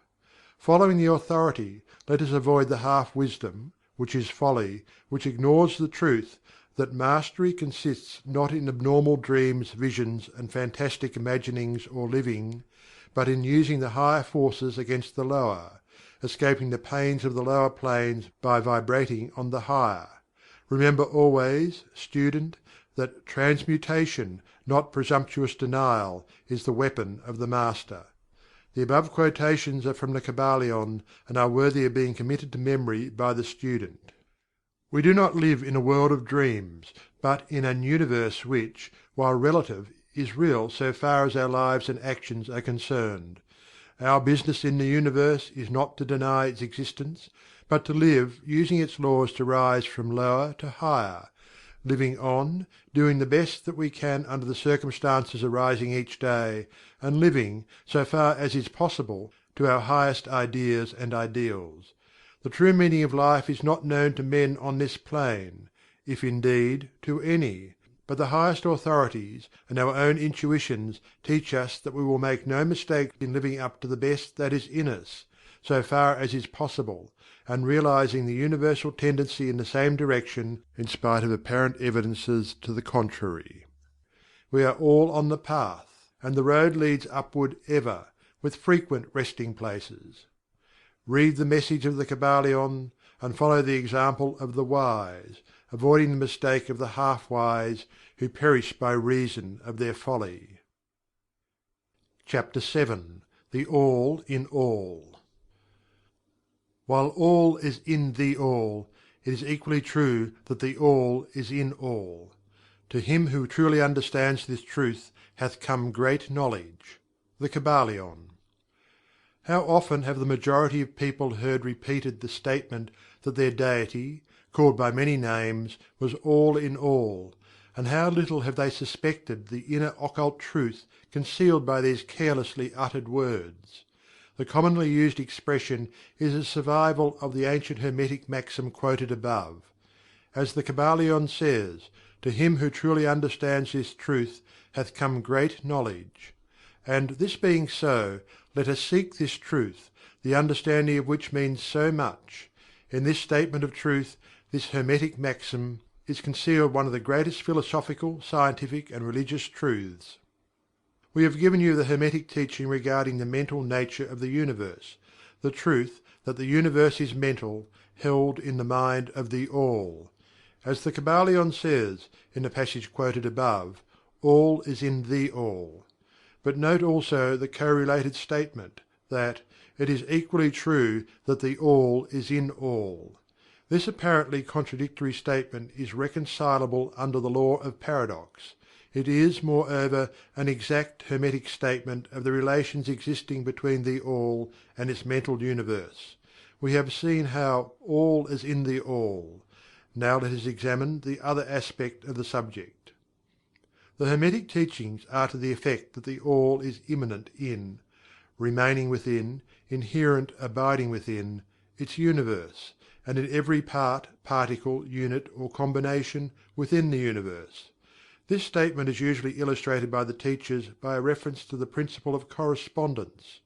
The teacher instructs the student to form a mental image of something, a person, an idea, something having a mental form, the favourite example being that of the author or dramatist forming an idea of his characters, or a painter or sculptor forming an image of an ideal that he wishes to express by his art.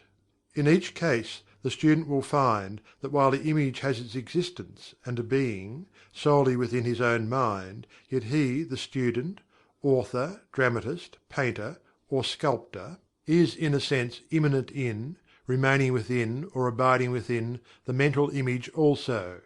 In other words, the entire virtue, life, spirit, of reality in the mental image is derived from the immanent mind of the thinker.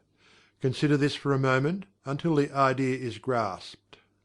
To take a modern example, let us say that Othello, Iago, Hamlet, Lear, Richard III existed merely in the mind of Shakespeare at the time of their conception or creation, and yet Shakespeare also existed within each of these characters, giving them their vitality, spirit, and action. Whose is the spirit of the characters that we know as Micawber, Oliver Twist, Uriah Heep? Is it Dickens, or have each of these characters a personal spirit, independent of their creator? Have the Venus of Medici, the Sistine Madonna, the Apollo Belvedere, spirits and reality of their own, or do they represent the spiritual and mental power of their creators? The law of paradox explains that both propositions are true, viewed from the proper viewpoints. Micawber is both Micawber and yet Dickens. And again, while Micawber may be said to be Dickens, yet Dickens is not identical with Micawber. Man, like Micawber, may exclaim, "The spirit of my creator is inherent within me, and yet I am not he." How different this from the shocking half-truth so vociferously announced by certain of the half-wise, who fill the air with their raucous cries of "I am God." Imagine poor Micawber, or the sneaky Uriah Heep, crying "I am Dickens," or some of the lowly clods in one of Shakespeare's plays grandiloquently announcing that "I am Shakespeare." The All is in the earthworm, and yet the earthworm is far from being the All. And still the wonder remains, that though the earthworm exists merely as a lowly thing, created and having its being solely within the mind of the All, yet the All is immanent in the earthworm, and in the particles that go to make up the earthworm. Can there be any greater mystery than this of All in the All, and the All in all? The student will, of course, realize that the illustrations given above are necessarily imperfect and inadequate, for they represent the creation of mental images in finite minds, while the universe is a creation of infinite mind, and the difference between the two poles separates them. And yet it is merely a matter of degree. The same principle is in operation. The principle of correspondence manifests in each. As above, so below; as below, so above. And in the degree that man realizes the existence of the indwelling spirit immanent within his being, so will he rise in the spiritual scale of life. This is what spiritual development means: the recognition, realization, and manifestation of the spirit within us. Try to remember this last definition, that of spiritual development. It contains the truth of true religion. There are many planes of being, many sub-planes of life, many degrees of existence in the universe, and all depend upon the advancement of beings in the scale, of which scale the lowest point is the grossest matter, the highest being separated only by the thinnest division from the Spirit of the All. And upward and onward along this scale of life, everything is moving. All are on the path, whose end is the All. All progress is a returning home. All is upward and onward, in spite of all seemingly contradictory appearances. Such is the message of the Illumined. The Hermetic teachings concerning the process of the mental creation of the universe are that at the beginning of the creative cycle the All, in its aspect of being, projects its will toward its aspect of becoming, and the process of creation begins.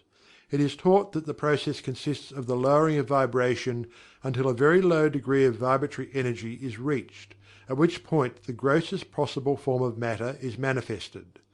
This process is called the stage of involution, in which the All becomes involved or wrapped up in its creation.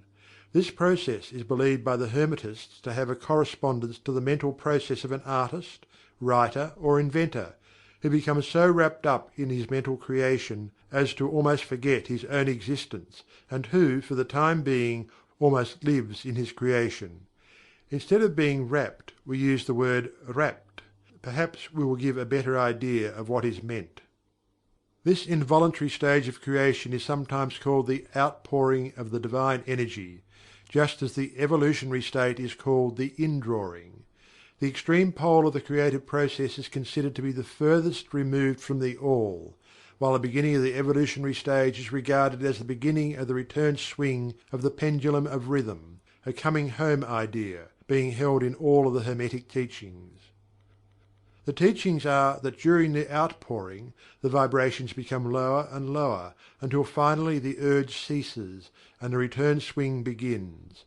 But there is this difference, that while in the outpouring the creative forces manifest compactly and as a whole, yet from the beginning of the evolutionary or indrawing stage there is manifested the law of individualization, that is, the tendency to separate into units of force, so that finally that which left the All as unindividualized energy returns to its source as countless highly developed units of life, having risen higher and higher in the scale by means of physical, mental and spiritual evolution. The ancient Hermetists used the word meditation in describing the process of the mental creation of the universe in the mind of the All, the word contemplation also being frequently employed, but the idea intended seems to be that of the employment of the divine attention. Attention is a word derived from the Latin root, meaning to reach out, to stretch out, and so the active attention is really a mental reaching out, extension of mental energy, so that the underlying idea is readily understood when we examine into the real meaning of attention. The Hermetic teachings regarding the process of evolution are that the All, having meditated upon the beginning of the creation, having thus established the material foundations of the universe, having thought it into existence, then gradually awakens or rouses from its meditation, and in so doing starts into manifestation the process of evolution, on the material, mental and spiritual planes, successively and in order. Thus the upward movement begins, and all begins to move spiritward. Matter becomes less gross, the units spring into being, the combinations begin to form, life appears and manifests in higher and higher forms, and mind becomes more and more in evidence, the vibrations constantly becoming higher. In short, the entire process of evolution, in all of its phases, begins, and proceeds according to the established laws of the indrawing process.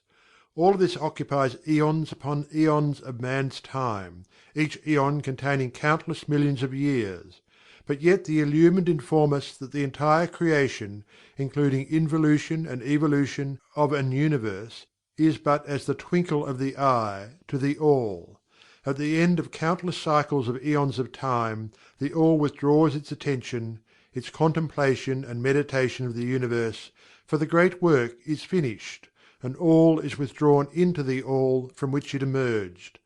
But mystery of mysteries, the spirit of each soul is not annihilated, but is infinitely expanded, the created and the creator emerged. Such is the report of the illumined. The above illustration of the meditation, and subsequent awakening from meditation, of the All is of course but an attempt of the teachers to describe the infinite process by a finite example. And yet, as below, so above. The difference is merely in degree. And just as the All arouses itself from the meditation upon the universe, so does man, in time, cease from manifesting upon the material plane, and withdraws himself more and more into the indwelling spirit, which is indeed the divine Ego. There is one more matter of which we desire to speak in this lesson, and that comes very near to an invasion of the metaphysical field of speculation, although our purpose is merely to show the futility of such speculation. We allude to the question which inevitably comes to the mind of all thinkers who have ventured to seek the truth. The question is, why does the All create universes? The question may be asked in different forms, but the above is the gist of the inquiry. Men have striven hard to answer this question, but there is still no answer worthy of the name. Some have imagined that the All had something to gain by it, but this is absurd, for what could the All gain that it did not already possess? Others have sought the answer in the idea that the All wished something to love, and others that it created for pleasure, or amusement, or because it was lonely, or to manifest its power. All puerile explanations and ideas belonging to the childish period of thought. Others have sought to explain the mystery by assuming that the All found itself compelled to create by reason of its own internal nature, its creative instinct. This idea is an advance of the others, but its weak point lies in the idea of the All being compelled by anything, internal or external. If its internal nature or creative instinct compelled it to do anything, then the internal nature or creative instinct would be the Absolute, instead of the All, and so accordingly that part of the proposition falls. And yet the All does create and manifest, and seems to find some kind of satisfaction in so doing. And it is difficult to escape the conclusion that in some infinite degree it must have what would correspond to an inner nature or creative instinct in man, with correspondingly infinite desire and will. It could not act unless it willed to act, and it would not will to act unless it desired to act, and it would not desire to act unless it obtained some satisfaction thereby. And all of these things would belong to an inner nature, and might be postulated as existing according to the Law of Correspondence. But still we prefer to think of the All as acting entirely free from any influence, internal as well as external. That is the problem which lies at the root of difficulty, and the difficulty that lies at the root of the problem.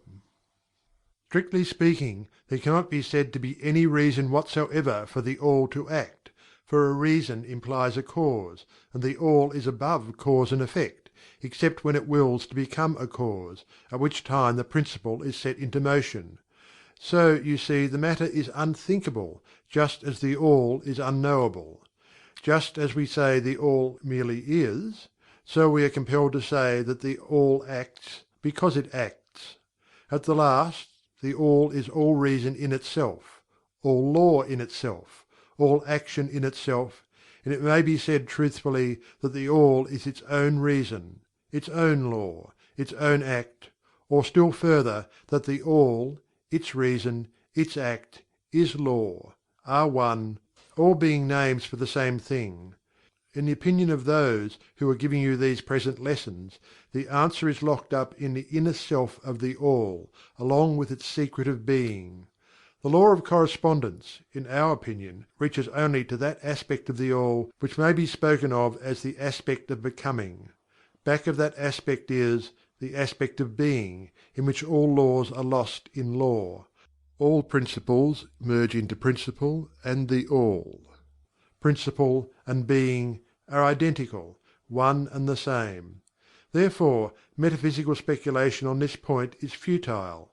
We go into the matter here merely to show that we recognize the question, and also the absurdity of the ordinary answers of metaphysics and theology. In conclusion, it may be of interest to our students to learn that while some of the ancient and modern Hermetic teachers have rather inclined in the direction of applying the principle of correspondence to the question, with the result of the inner nature conclusion, still the legends have it that Hermes the Great, when asked this question by his advanced students, answered them by pressing his lips tightly together and saying not a word, indicating that there was no answer. But then he may have intended to apply the axiom of his philosophy, that "the lips of wisdom are closed, except to the ears of understanding," believing that even his advanced students did not possess the understanding which entitled them to the teaching. At any rate, if Hermes possessed the secret, he failed to impart it, and so far as the world is concerned, the lips of Hermes are closed regarding it. And where the great Hermes hesitated to speak, what mortal may dare to teach? But remember that whatever be the answer to this problem, if indeed there be an answer, the truth remains that, while the All is in the All, it is equally true that the All is in all. The teaching on this point is emphatic, and we may add the concluding words of the quotation: "To him who truly understands this truth hath come great knowledge." Chapter VIII. The Planes of Correspondence. "As above, so below; as below, so above." The Kybalion. The great Second Hermetic Principle embodies the truth that there is a harmony, agreement, and correspondence between the several planes of manifestation, life, and being. This truth is a truth because all that is included in the universe emanates from the same source, and the same laws, principles, and characteristics apply to each unit, or combination of units of activity, as each manifests its own phenomena upon its own plane. For the purpose of convenience of thought and study, the Hermetic philosophy considers that the universe may be divided into three great classes of phenomena, known as the three great planes, namely: 1. The great physical plane; 2. The great mental plane; 3. The great spiritual plane. These divisions are more or less artificial and arbitrary, for the truth is that all of the three divisions are but ascending degrees of the great scale of life, the lowest point of which is undifferentiated matter, and the highest point that of spirit; and, moreover, the different planes shade into each other, so that no hard and fast division may be made between the higher phenomena of the physical and the lower of the mental, or between the higher of the mental and the lower of the physical. In short, the three great planes may be regarded as three great groups of degrees of life manifestation. While the purposes of this little book do not allow us to enter into an extended discussion of, or explanation of, the subject of these different planes, still we think it well to give a general description of the same at this point. At the beginning we may as well consider the question so often asked by the neophyte, who desires to be informed regarding the meaning of the word "plane," which term has been very freely used, and very poorly explained, in many recent works upon the subject of occultism. The question is generally about as follows: Is a plane a place having dimensions, or is it merely a condition or state? We answer: No, not a place, nor ordinary dimension of space, and yet more than a state or condition. It may be considered as a state or condition, and yet the state or condition is a degree of dimension, in a scale subject to measurement. Somewhat paradoxical, is it not? But let us examine the matter. A dimension, you know, is a measure in a straight line relating to measure, etc. The ordinary dimensions of space are length, breadth, and height, or perhaps length, breadth, and height, thickness, or circumference.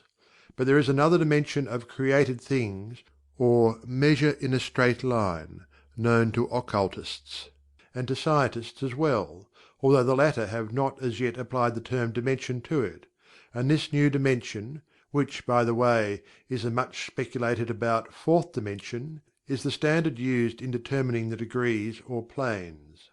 This fourth dimension may be called the dimension of vibration. It is a fact well known to modern science, as well as to the Hermetists, who have embodied the truth in their third Hermetic Principle, that everything is in motion, everything vibrates, nothing is at rest. From the highest manifestation to the lowest, everything and all things vibrate. Not only do they vibrate at different rates of motion, but as in different directions, and in a different manner. The degrees of the rate of vibrations constitute the degrees of measurement on the scale of vibrations. In other words, the degrees of the fourth dimension. And these degrees form what occultists call planes. The higher the degree of rate of vibration, the higher the plane, and the higher the manifestation of life occupying that plane. So that while a plane is not a place, nor yet a state or condition, yet it possesses qualities common to both. We shall have more to say regarding the subject of the scale of vibrations in our next lessons, in which we shall consider the Hermetic Principle of Vibration. You will kindly remember, however, that the three great planes are not actual divisions of the phenomena of the universe, but merely arbitrary terms used by the Hermetists in order to aid in the thought and study of the various degrees and forms of universal activity and life. The atom of matter, the unit of force, the mind of man, and the being of the archangel are all but degrees in one scale, and all fundamentally the same, the difference between them solely a matter of degree, and rate of vibration. All are creations of the All, and have their existence solely within the Infinite Mind of the All. The Hermetists subdivide each of the three great planes into seven minor planes, and each of these latter are also subdivided into seven sub-planes, all divisions being more or less arbitrary, shading into each other, and adopted merely for convenience of scientific study and thought. The great physical plane, and its seven minor planes, is that division of the phenomena of the universe which includes all that relates to physics, or material things, forces, and manifestations. It includes all forms of that which we call matter, and all forms of that which we call energy or force. But you must remember that the Hermetic philosophy does not recognize matter as a thing in itself, or as having a separate existence even in the mind of the All. The teachings are that matter is but a form of energy, that is, energy at a low rate of vibrations of a certain kind. And accordingly the Hermetists classify matter under the head of energy, and give to it three of the seven minor planes of the great physical plane. These seven minor physical planes are as follows: 1. The plane of matter A. 2. The plane of matter B. 3. The plane of matter C. 4. The plane of ethereal substance. 5. The plane of energy A. 6. The plane of energy B. 7. The plane of energy C. The plane of matter A comprises forms of matter in its forms of solids, liquids, and gases, as generally recognized by the textbooks on physics. The plane of matter B comprises certain higher and more subtle forms of matter of the existence of which modern science is but now recognizing, the phenomena of radiant matter, in its phases of radium, etc., belonging to the lower subdivision of this minor plane. The plane of matter C comprises forms of the most subtle and tenuous matter, the existence of which is not suspected by ordinary scientists. The plane of ethereal substance comprises that which science speaks of as the ether, a substance of extreme tenuity and elasticity, pervading all universal space, and acting as a medium for the transmission of waves of energy, such as light, heat, electricity, etc. This ethereal substance forms a connecting link between matter, so called, and energy, and partakes of the nature of each. The Hermetic teachings, however, instruct that this plane has seven subdivisions, as have all of the minor planes, and that in fact there are seven ethers, instead of but one. Next above the plane of ethereal substance comes the plane of energy A, which comprises the ordinary forms of energy known to science, its seven subplanes being, respectively, heat, light, magnetism, electricity, and attraction, including gravitation, cohesion, chemical affinity, etc., and several other forms of energy indicated by scientific experiments but not as yet named or classified. The plane of energy B comprises seven subplanes of higher forms of energy not as yet discovered by science, but which have been called Nature's finer forces, and which are called into operation in manifestations of certain forms of mental phenomena, and by which such phenomena becomes possible. The plane of energy C comprises seven subplanes of energy, so highly organized that it bears many of the characteristics of life, but which is not recognized by the minds of men on the ordinary plane of development, being available for the use on beings of the spiritual plane alone. Such energy is unthinkable to ordinary man, and may be considered almost as the divine power. The beings employing the same are as gods, compared even to the highest human types known to us. The great mental plane comprises those forms of living things known to us in ordinary life, as well as certain other forms not so well known except to the occultist. The classification of the seven minor mental planes is more or less satisfactory and arbitrary, unless accompanied by elaborate explanations which are foreign to the purpose of this particular work, but we may as well mention them. They are as follows: 1. The plane of Mineral Mind. 2. The plane of Elemental Mind A. 3. The plane of Plant Mind. 4. The plane of Elemental Mind B. 5. The plane of Animal Mind. 6. The plane of Elemental Mind C. 7. The plane of Human Mind. The plane of Mineral Mind comprises the states or conditions of the units or entities, or groups and combinations of the same, which animate the forms known to us as minerals, chemicals, etc.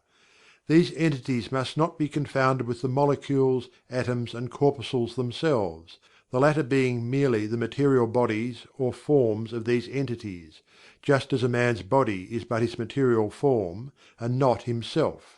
These entities may be called souls in one sense, and are living beings of a low degree of development, life, and mind, just a little more than the units of living energy which comprise the higher subdivisions of the highest physical plane.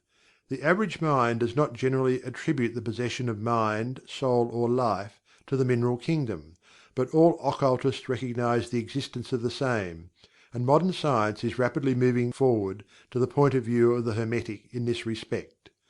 The molecules, atoms, and corpuscles have their loves and hates, likes and dislikes, attractions and repulsions, affinities and non-affinities, etc., and some of the more daring of modern scientific minds have expressed the opinion that the desire and will, emotions and feelings, of the atoms differ only in degree from those of men.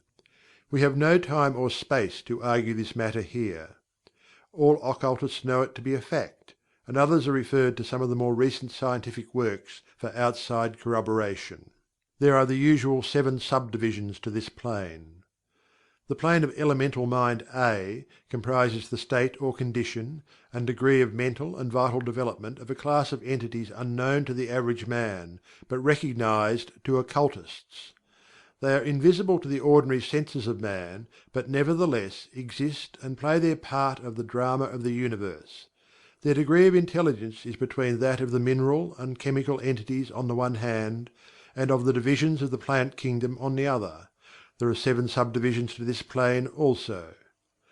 The plane of Plant Mind, in its 7 subdivisions, comprises the states or conditions of the entities comprising the kingdoms of the plant world, the vital and mental phenomena of which is fairly understood by the average intelligent person, many new and interesting scientific works regarding "Mind and Life in Plants" having been published during the last decade. Plants have life, mind, and souls, as well as have the animals, man, and Superman. The plane of Elemental Mind B, in its 7 subdivisions, comprises the states and conditions of a higher form of elemental or unseen entities, playing their part in the general work of the universe, the mind and life of which form a part of the scale between the plane of Plant Mind and the plane of Animal Mind, the entities partaking of the nature of both. The plane of Animal Mind, in its 7 subdivisions, comprises the states and conditions of the entities, beings, or souls, animating the animal forms of life, familiar to us all. It is not necessary to go into details regarding this kingdom or plane of life, for the animal world is as familiar to us as is our own. The plane of Elemental Mind C, in its 7 subdivisions, comprises those entities or beings, invisible as are all such elemental forms, which partake of the nature of both animal and human life in a degree and in certain combinations. The highest forms are semi-human in intelligence. The plane of Human Mind, in its 7 subdivisions, comprises those manifestations of life and mentality which are common to man, in his various grades, degrees, and divisions. In this connection, we wish to point out the fact that the average man of today occupies but the 4th subdivision of the plane of Human Mind, and only the most intelligent have crossed the borders of the 5th subdivision. It has taken the race millions of years to reach this stage, and it will take many more years for the race to move on to the 6th and 7th subdivisions, and beyond.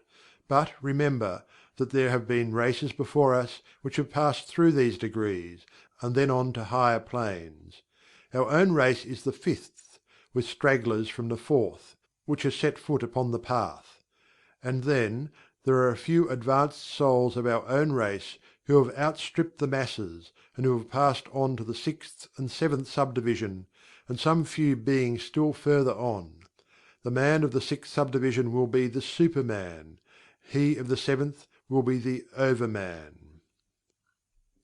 In our consideration of the seven minor mental planes, we have merely referred to the three elementary planes in a general way. We do not wish to go into this subject in detail in this work, for it does not belong to this part of the general philosophy and teachings.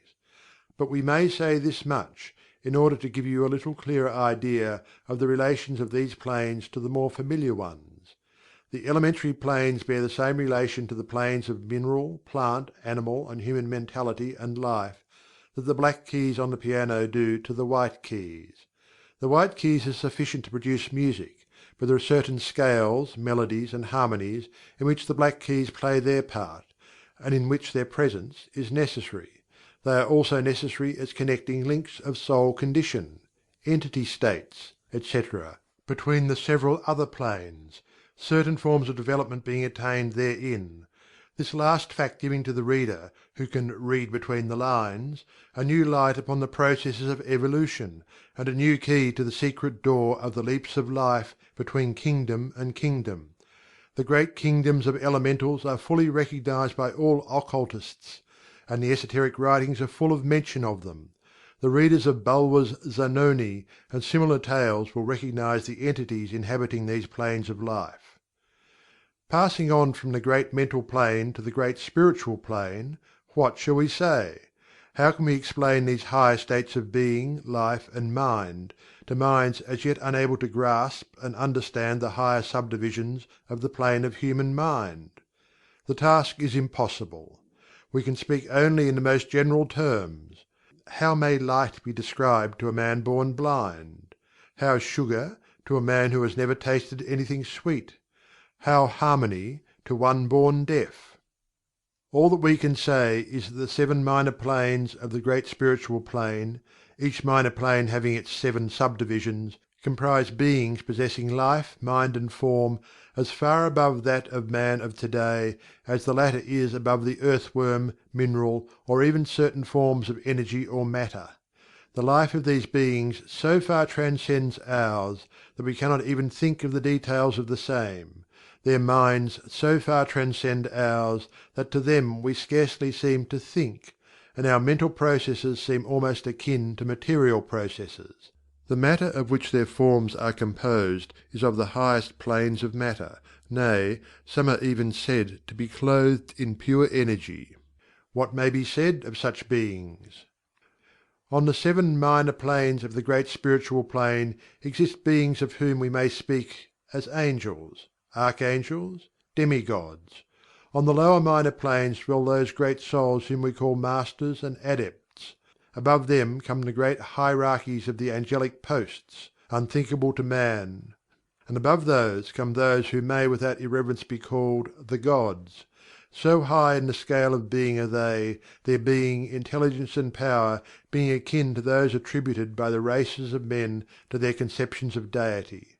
These beings are beyond even the highest flights of the human imagination, the word "divine" being the only one applicable to them. Many of these beings, as well as the angelic host, take the greatest interest in the affairs of the universe and play an important part in its affairs. These unseen divinities and angelic helpers extend their influence freely and powerfully in the process of evolution and cosmic progress. Their occasional intervention and assistance in human affairs have led to the many legends, beliefs, religions, and traditions of the race, past and present. They have superimposed their knowledge and power upon the world, again and again, all under the Law of the All, of course. But yet, even the highest of these advanced beings exist merely as creations of, and in the mind of the All, and are subject to the cosmic processes and universal laws. They are still mortal. We may call them gods if we like, but still they are but the elder brethren of the race. the advanced souls who have outstripped their brethren, and who have foregone the ecstasy of absorption by the All, in order to help the race on its upward journey along the path. But they belong to the universe and are subject to its conditions. They are mortal, and their plane is below that of absolute spirit. Only the most advanced Hermetists are able to grasp the inner teachings regarding the state of existence and the powers manifested on the spiritual planes. The phenomena is so much higher than that of the mental planes that a confusion of ideas would surely result from an attempt to describe the same. Only those whose minds have been carefully trained along the lines of the Hermetic philosophy for years, yes, those who have brought with them from other incarnations the knowledge acquired previously, can comprehend just what is meant by the teaching regarding these spiritual planes.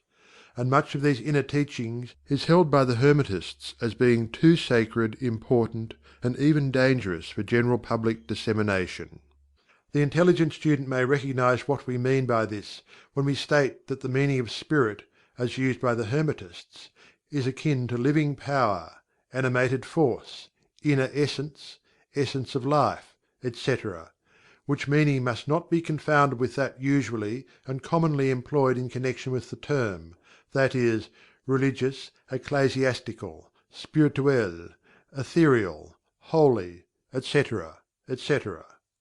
To occultists the word spirit is used in the sense of the animating principle, carrying with it the idea of power, living energy, mystic force, etc. And occultists know that that which is known to them as spiritual power may be employed for evil as well as good ends, in accordance with the principle of Polarity, a fact which has been recognized by the majority of religions in their conceptions of Satan, Beelzebub, the Devil, Lucifer, fallen angels, etc. And so the knowledge regarding these planes has been kept in the Holy of Holies in all esoteric fraternities and occult orders, in the secret chamber of the temple. But this may be said here, that those who have attained high spiritual powers and have misused them, have a terrible fate in store for them, and the swing of the pendulum of rhythm will inevitably swing them back to the furthest extreme of material existence, from which point they must retrace their steps spiritward, along the weary rounds of the path, but always with the added torture of having always with them a lingering memory of the heights from which they fell owing to their evil actions. The legends of the fallen angels have a basis in actual facts, as all advanced occultists know. The striving for selfish power on the spiritual planes inevitably results in the selfish soul losing its spiritual balance and falling back as far as it had previously risen.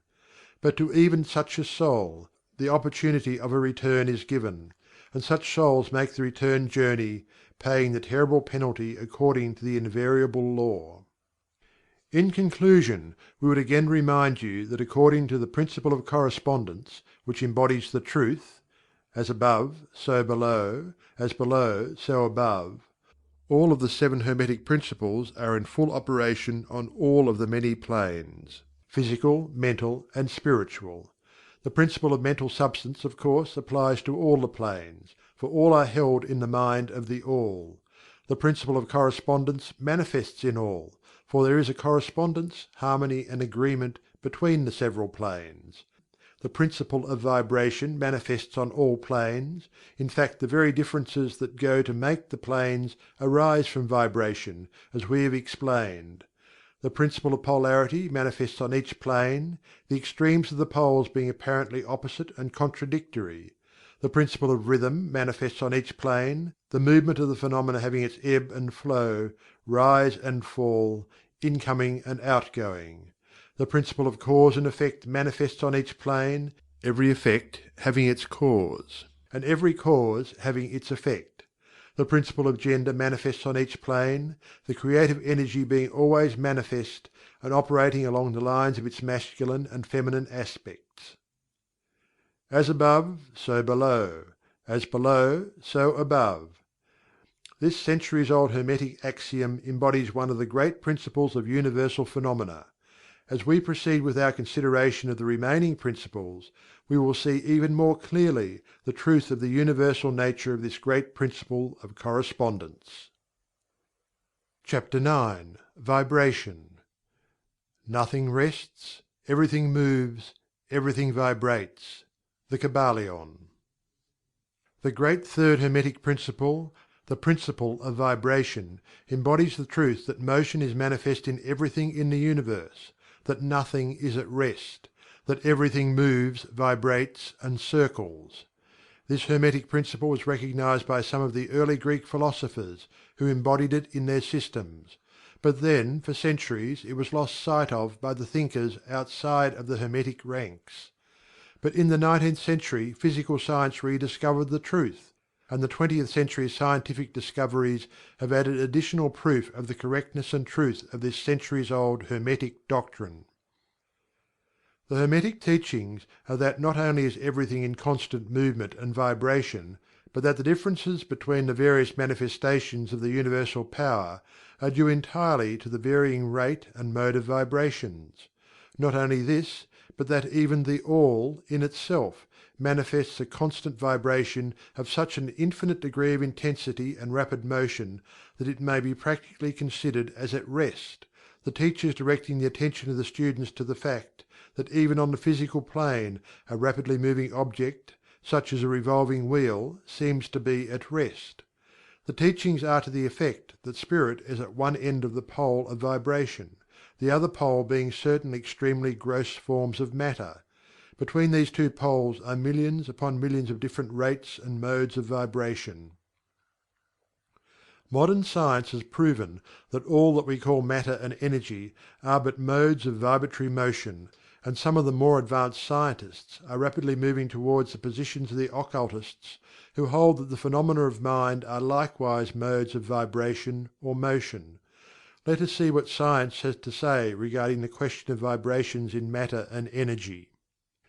In the first place, science teaches that all matter manifests, in some degree, the vibrations arising from temperature or heat. Be an object cold or hot, both being but degrees of the same things, it manifests certain heat vibrations, and in that sense is in motion and vibration. Then all particles of matter are in circular movement, from corpuscle to suns. The planets revolve around suns, and many of them turn on their axes. The suns move around greater central points, and these are believed to move around still greater, and so on ad infinitum. The molecules of which the particular kinds of matter are composed are in a state of constant vibration and movement around each other and against each other. The molecules are composed of atoms, which, likewise, are in a state of constant movement and vibration. The atoms are composed of corpuscles, sometimes called electrons, ions, etc., which also are in a state of rapid motion, revolving around each other, and which manifest a very rapid state and mode of vibration. And so we see that all forms of matter manifest vibration, in accordance with the Hermetic principle of vibration. And so it is with the various forms of energy. Science teaches that light, heat, magnetism, and electricity are but forms of vibratory motion connected in some way with, and probably emanating from, the ether. Science does not as yet attempt to explain the nature of the phenomena known as cohesion, which is the principle of molecular attraction, nor chemical affinity, which is the principle of atomic attraction, nor gravitation, the greatest mystery of the three, which is the principle of attraction by which every particle or mass of matter is bound to every other particle or mass. These three forms of energy are not as yet understood by science. Yet the writers incline to the opinion that these two are manifestations of some form of vibratory energy, a fact which the Hermetists have held and taught for ages past. The universal ether, which is postulated by science without its nature being understood clearly, is held by the Hermetists to be but a higher manifestation of that which is erroneously called matter, that is to say, matter at a higher degree of vibration, and is called by them the ethereal substance. The Hermetists teach that this ethereal substance is of extreme tenuity and elasticity, and pervades universal space, serving as a medium of transmission of waves of vibratory energy, such as heat, light, electricity, magnetism, etc. The teachings are that the ethereal substance is a connecting link between the forms of vibratory energy known as matter, on the one hand, and energy or force on the other, and also that it manifests a degree of vibration in rate and mode entirely its own. Scientists have offered the illustration of a rapidly moving wheel, top or cylinder, to show the effects of increasing rates of vibration. The illustration supposes a wheel, top, or revolving cylinder running at a low rate of speed. We will call this revolving thing the object in following out the illustration. Let us suppose the object moving slowly. It may be seen readily, but no sound of its movement reaches the ear. The speed is gradually increased. In a few moments its movement becomes so rapid that a deep growl or low note may be heard. Then, as the rate is increased, the note rises one in the musical scale. Then, the motion being still further increased, the next highest note is distinguished. Then, one after another, all the notes of the musical scale appear, rising higher and higher as the motion is increased. Finally, when the motions have reached a certain rate, the final note perceptible to human ears is reached, and the shrill, piercing shriek dies away, and silence follows. No sound is heard from the revolving object, the rate of motion being so high that the human ear cannot reach to the vibrations. Then comes the perception of rising degrees of heat.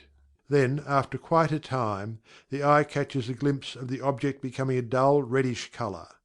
As the rate increases, the red becomes brighter. Then, as the speed is increased, the red melts into an orange. Then the orange melts into a yellow. Then follow successively the shades of green, blue, indigo, and finally violet, as the rate of speed increases. Then, as the violet shades away and all color disappears, the human eye not being able to register them. But there are invisible rays emanating from the revolving object, the rays that are used in photographing and other subtle rays of light. Then begins to manifest the peculiar rays known as X-rays, etc., as the constitution of the object changes. Electricity and magnetism are emitted when the appropriate rate of vibration is attained. When the object reaches a certain rate of vibration, its molecules disintegrate and resolve themselves into the original elements or atoms. Then the atoms, following the principle of vibration, are separated into the countless corpuscles of which they are composed.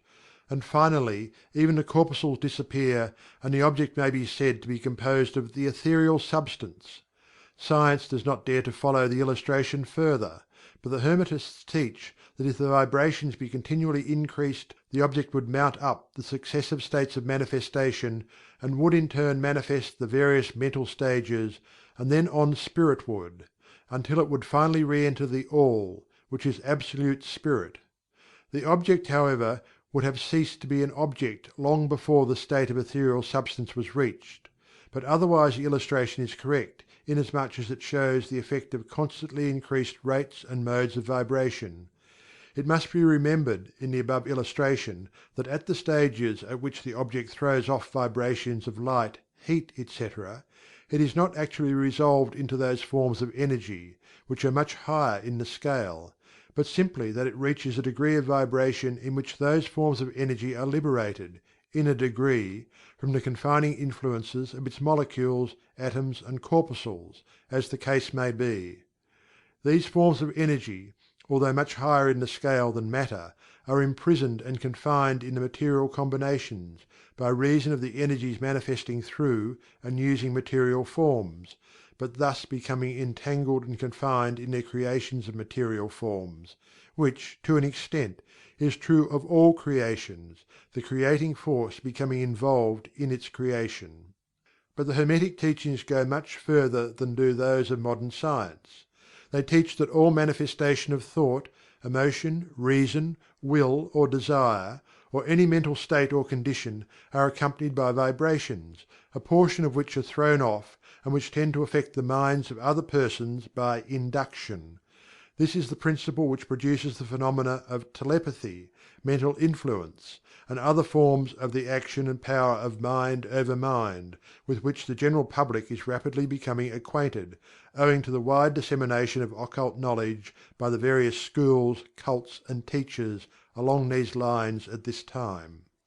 Every thought, emotion, or mental state has its corresponding rate and mode of vibration, and by an effort of the will of the person, or of other persons, these mental states may be reproduced, just as a musical tone may be reproduced by causing an instrument to vibrate at a certain rate, just as colour may be reproduced in the same way. By a knowledge of the principle of vibration, as applied to mental phenomena, one may polarize his mind at any degree he wishes, thus gaining a perfect control over his mental states, moods, etc. In the same way he may affect the minds of others, producing the desired mental states in them. In short, he may be able to produce on the mental plane that which science produces on the physical plane, namely, vibrations at will. This power, of course, may be acquired only by the proper instruction, exercises, practice, etc., the science being that of mental transmutation, one of the branches of the Hermetic art.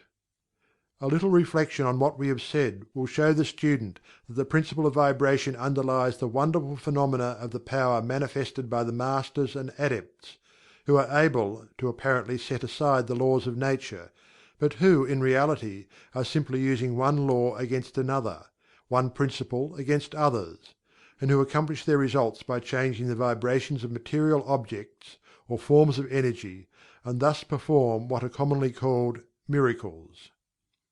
As one of the old Hermetic writers has truly said, "He who understands the principle of vibration has grasped the scepter of power." Chapter 10. Polarity. Everything is dual, everything has poles, everything has its pair of opposites. Like and unlike are the same. Opposites are identical in nature, but different in degree. Extremes meet. All truths are but half-truths. All paradoxes may be reconciled. The Kybalion. The great fourth Hermetic Principle, the Principle of Polarity, embodies the truth that all manifested things have two sides, two aspects, two poles, a pair of opposites, with manifold degrees between the two extremes. The old paradoxes, which have ever perplexed the mind of men, are explained by an understanding of this principle. Man has always recognized something akin to this principle, and has endeavored to express it by such sayings, maxims, and aphorisms as the following: "Everything is and isn't at the same time. All truths are but half-truths. Every truth is half false. There are two sides to everything. There is a reverse side to every shield," etc., etc. The Hermetic teachings are to the effect that the difference between things seemingly diametrically opposed to each other is merely a matter of degree.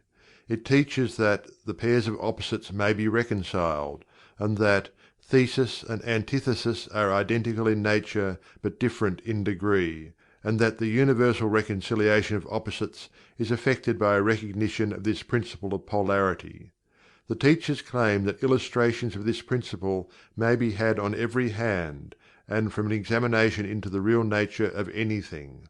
They begin by showing that spirit and matter are but the two poles of the same thing, the intermediate planes being merely degrees of vibration. They show that the All and the Many are the same, the difference being merely a matter of degree of mental manifestation. Thus the Law and Laws are the two opposite poles of the one thing.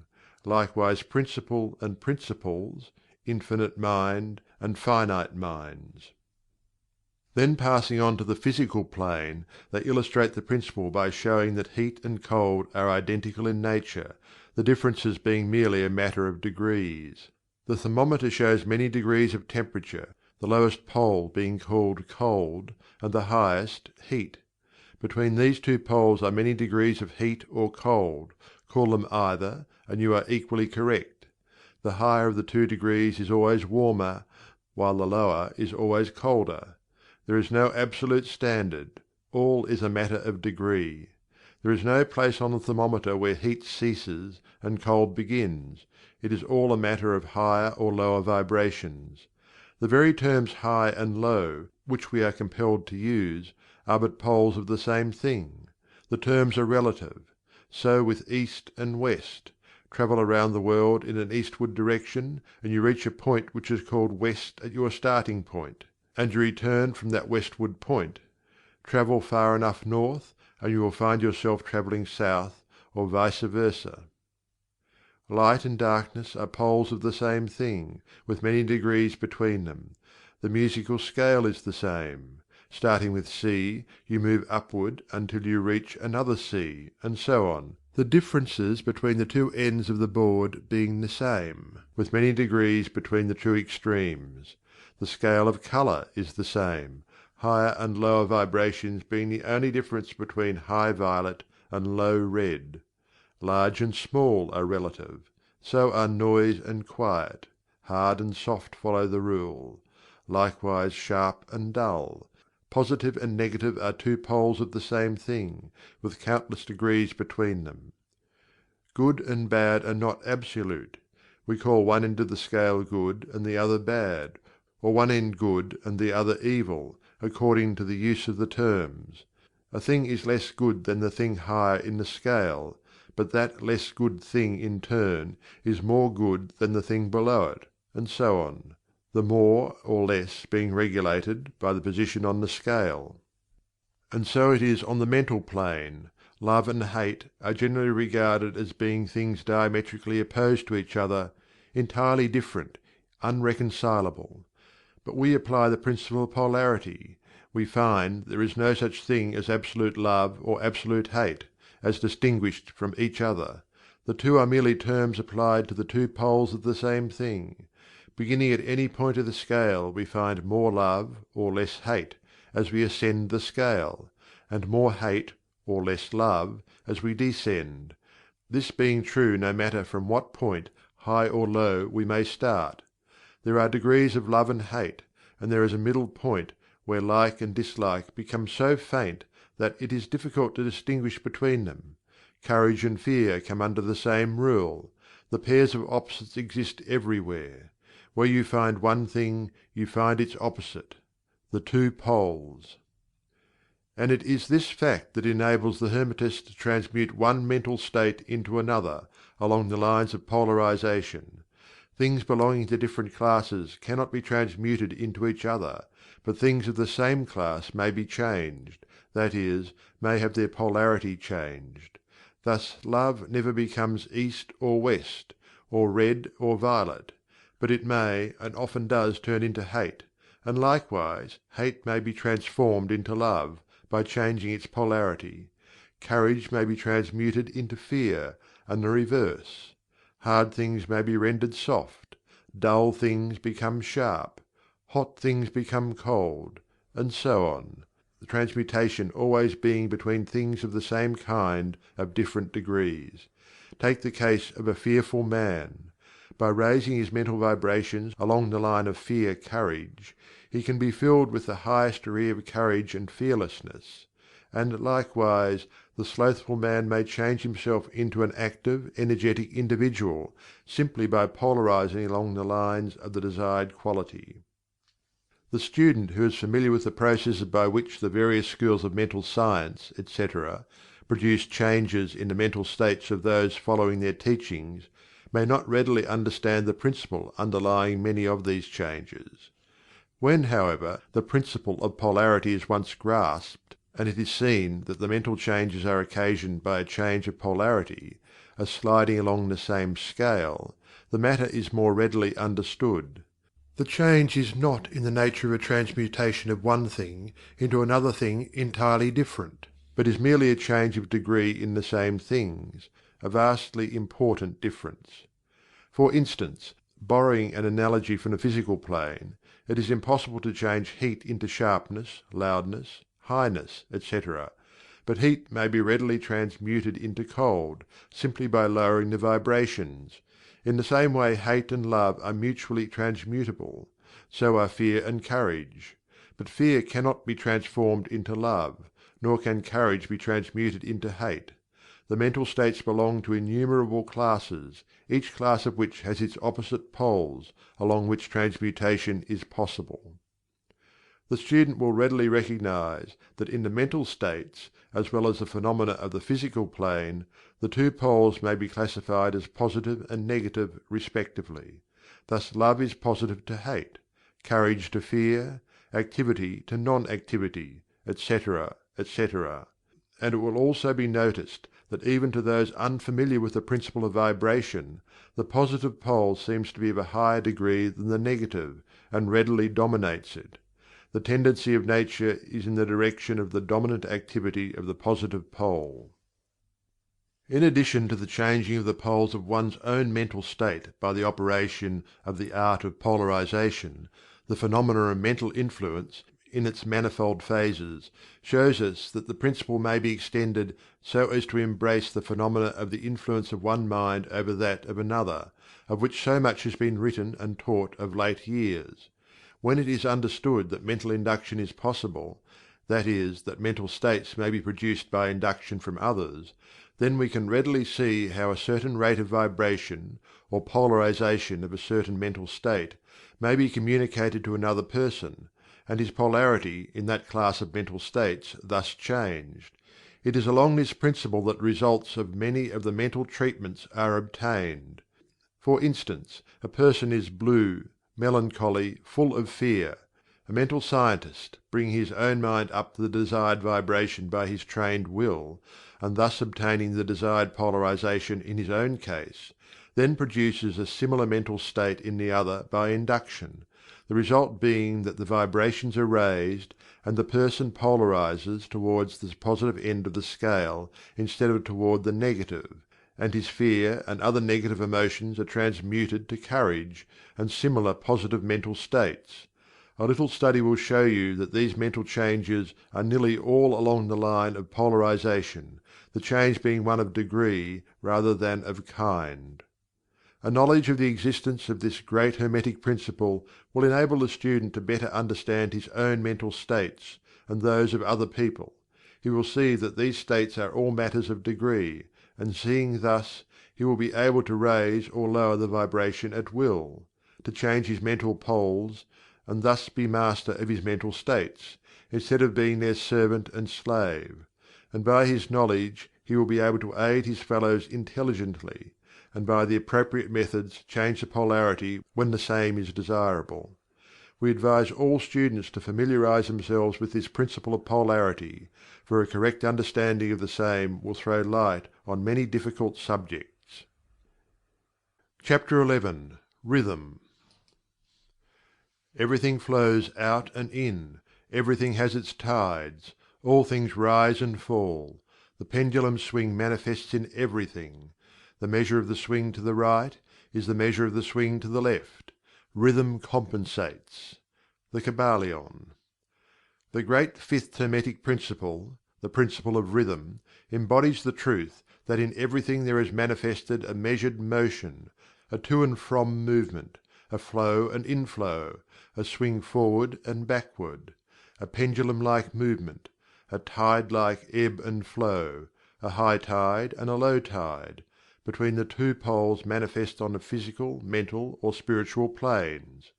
The principle of rhythm is closely connected with the principle of polarity described in the previous chapter. Rhythm manifests between the two poles established by the principle of polarity.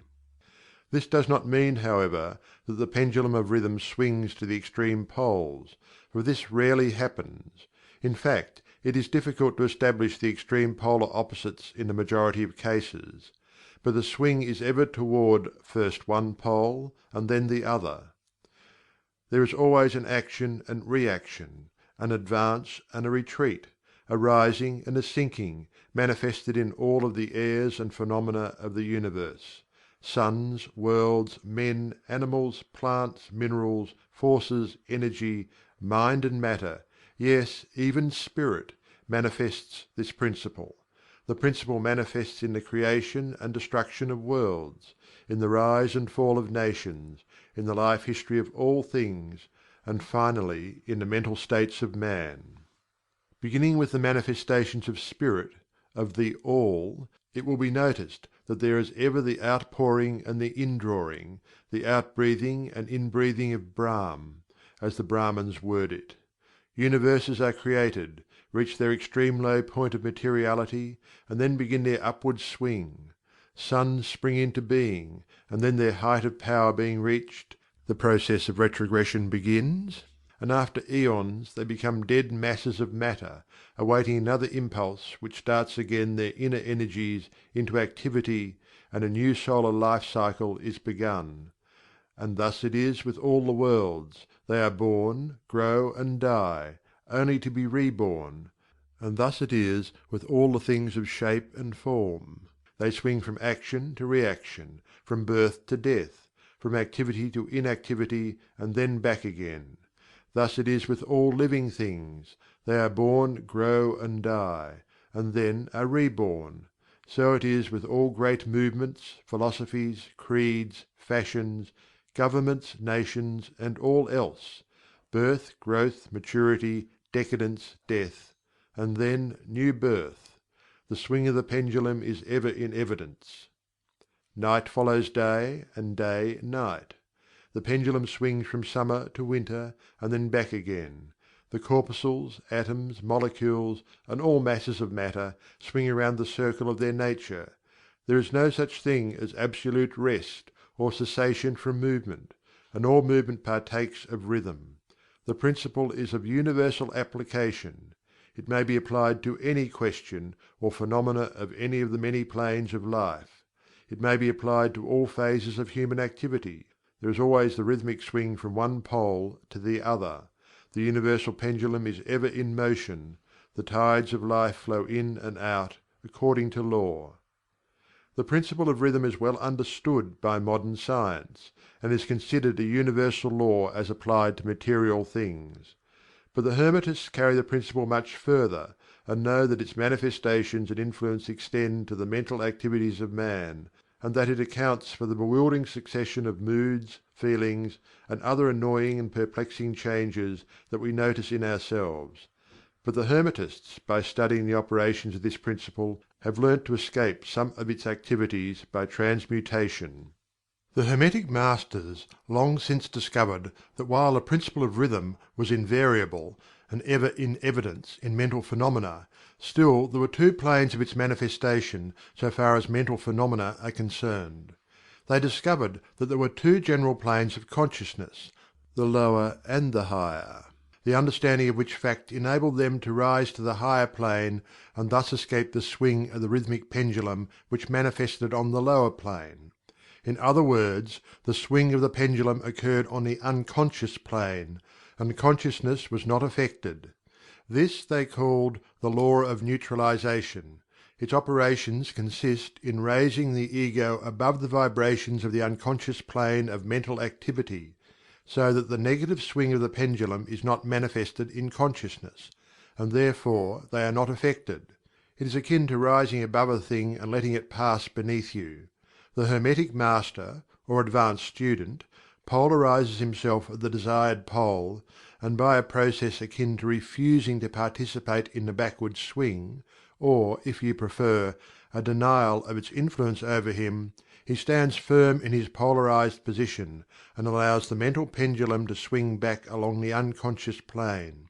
All individuals who have attained any degree of self-mastery accomplish this, more or less unknowingly, and by refusing to allow their moods and negative mental states to affect them, they apply the law of neutralization.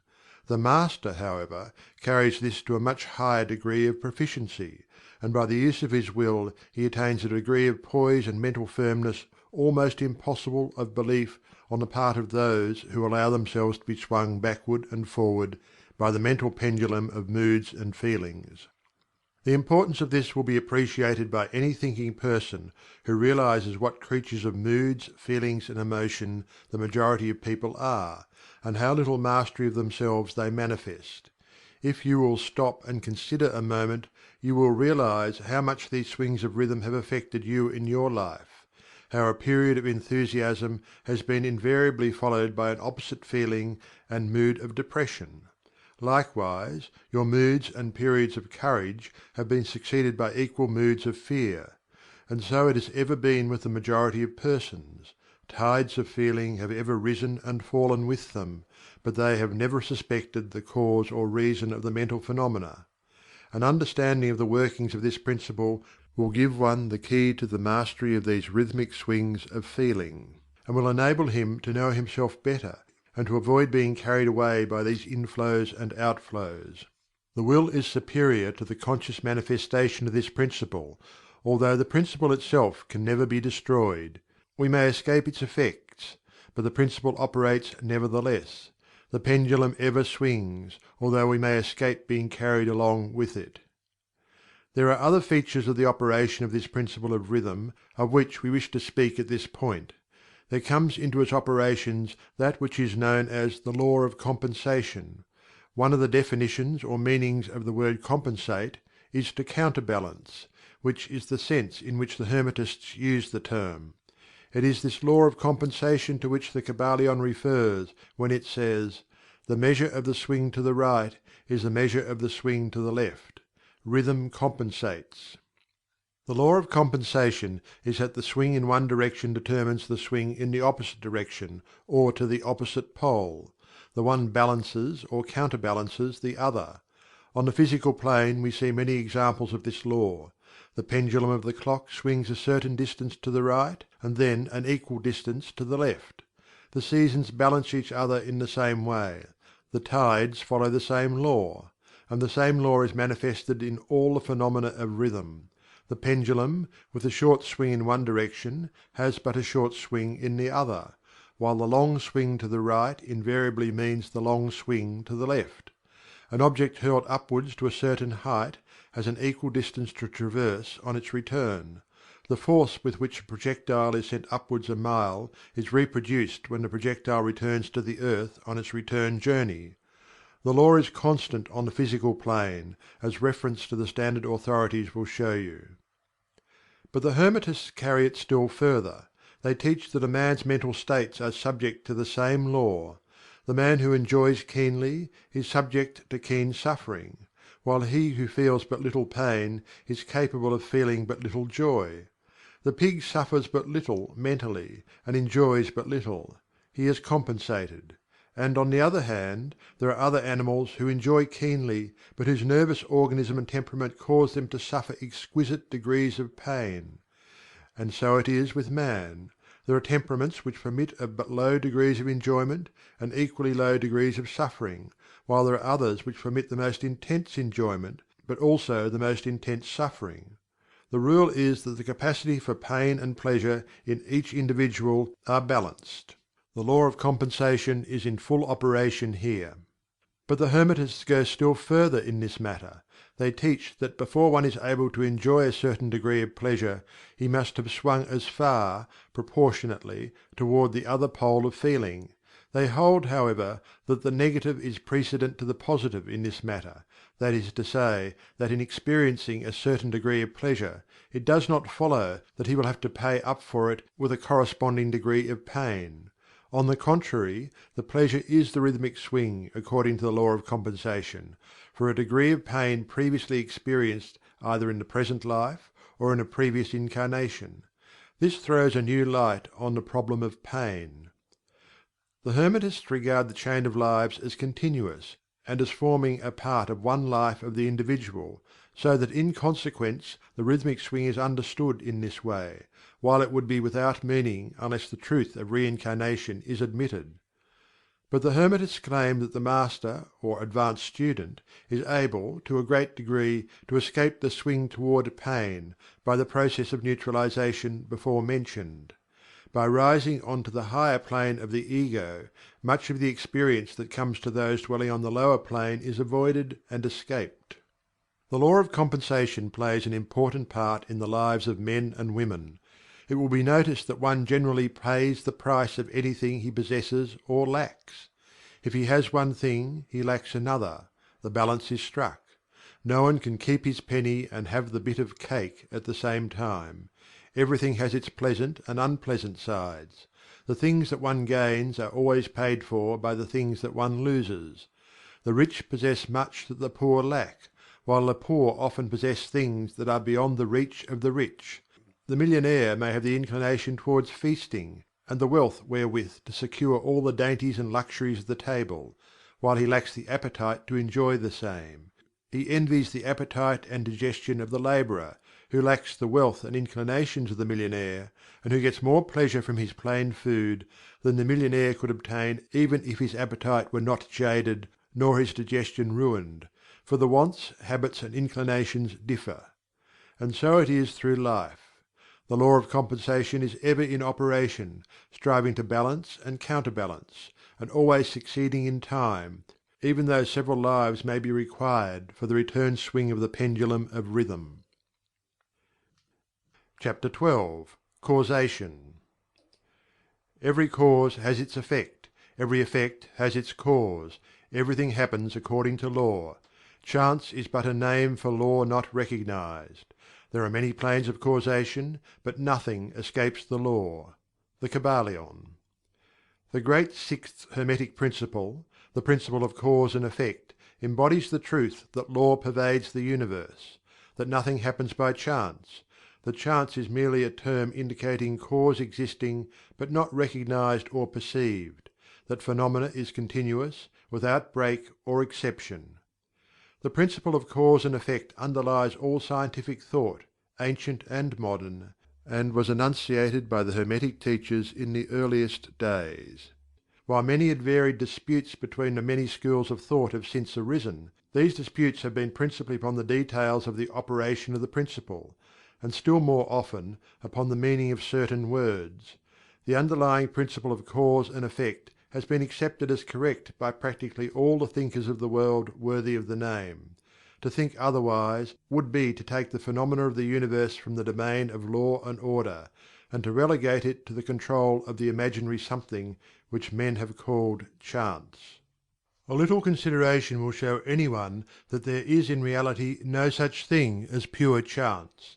Webster defines the word chance as follows: a supposed agent or mode of activity other than a force, law or purpose, the operation or activity of such agent, the supposed effect of such an agent, a happening, fortuity, casualty, etc.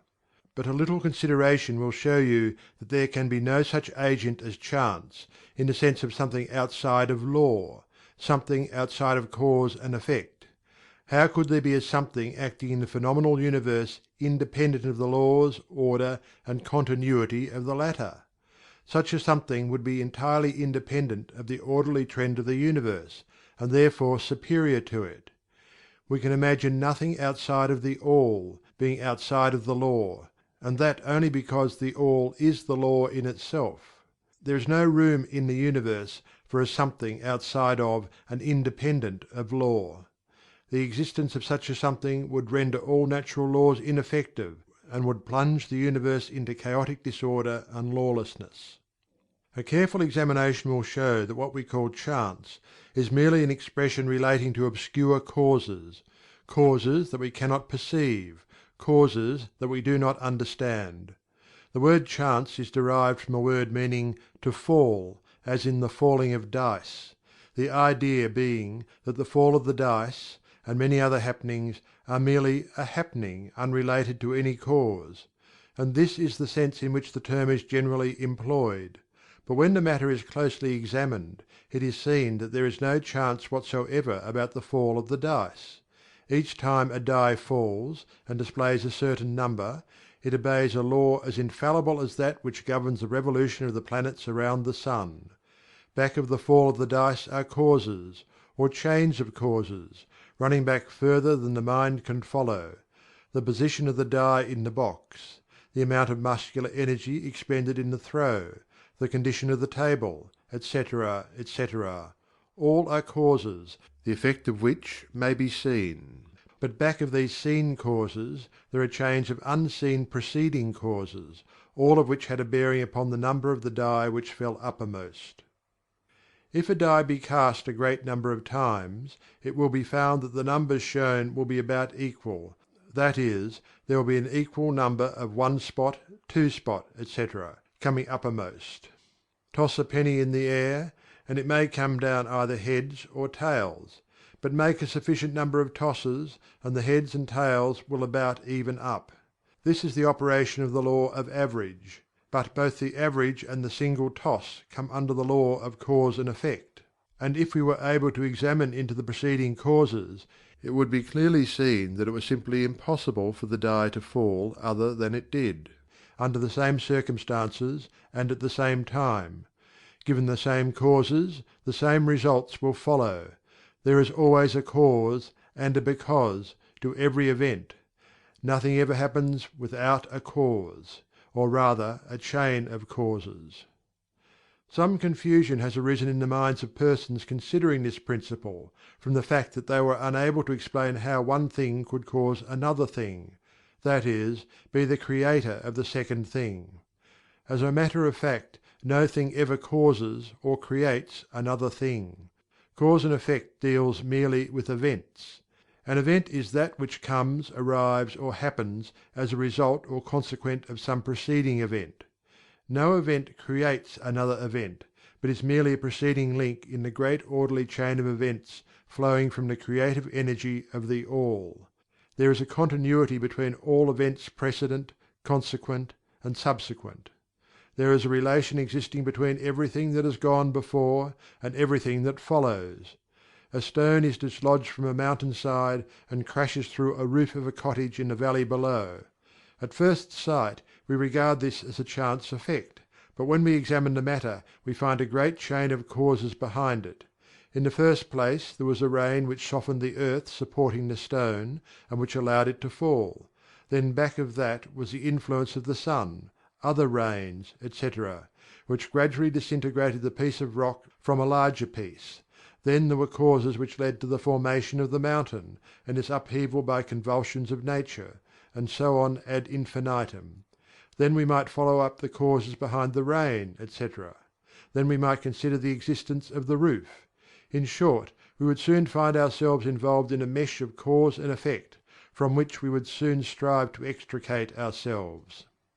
Just as a man has 2 parents, and 4 grandparents, and 8 great-grandparents, and 16 great-great-grandparents, and so on until when, say, 40 generations are calculated, the numbers of ancestors run into many millions.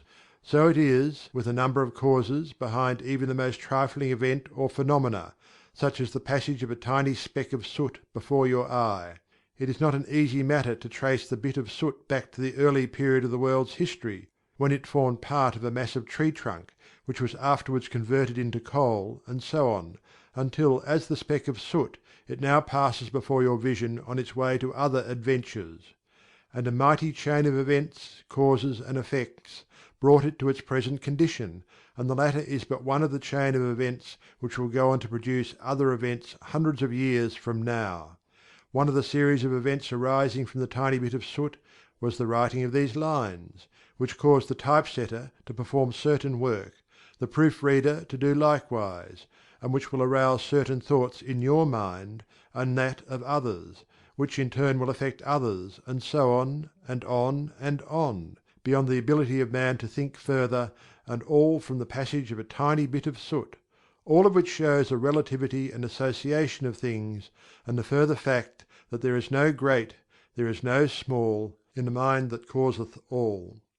Stop to think a moment. If a certain man had not met a certain maid away back in the dim period of the Stone Age, you who are now reading these lines would not now be here. And if perhaps the same couple had failed to meet, we who now write these lines would not now be here. And the very act of writing, on our part, and the act of reading, on yours, will affect not only the respective lives of yourself and ourselves, but will also have a direct or indirect effect upon many other people now living and who will live in the ages to come. Every thought we think, every act we perform, has its direct and indirect results which fit into the great chain of cause and effect. We do not wish to enter into a consideration of free will or determinism in this work for various reasons. Among the many reasons is the principal one that neither side of the controversy is entirely right. In fact, both sides are partially right, according to the Hermetic teachings. The principle of Polarity shows that both are but half-truths, the opposite poles of truth. The teachings are that a man may be both free and yet bound by necessity, depending upon the meaning of the terms, and the height of truth from which the matter is examined. The ancient writers express the matter thus: the further the creation is from the centre, the more it is bound; the nearer the centre it reaches, the nearer free is it. The majority of people are more or less the slaves of heredity, environment, etc., and manifest very little freedom.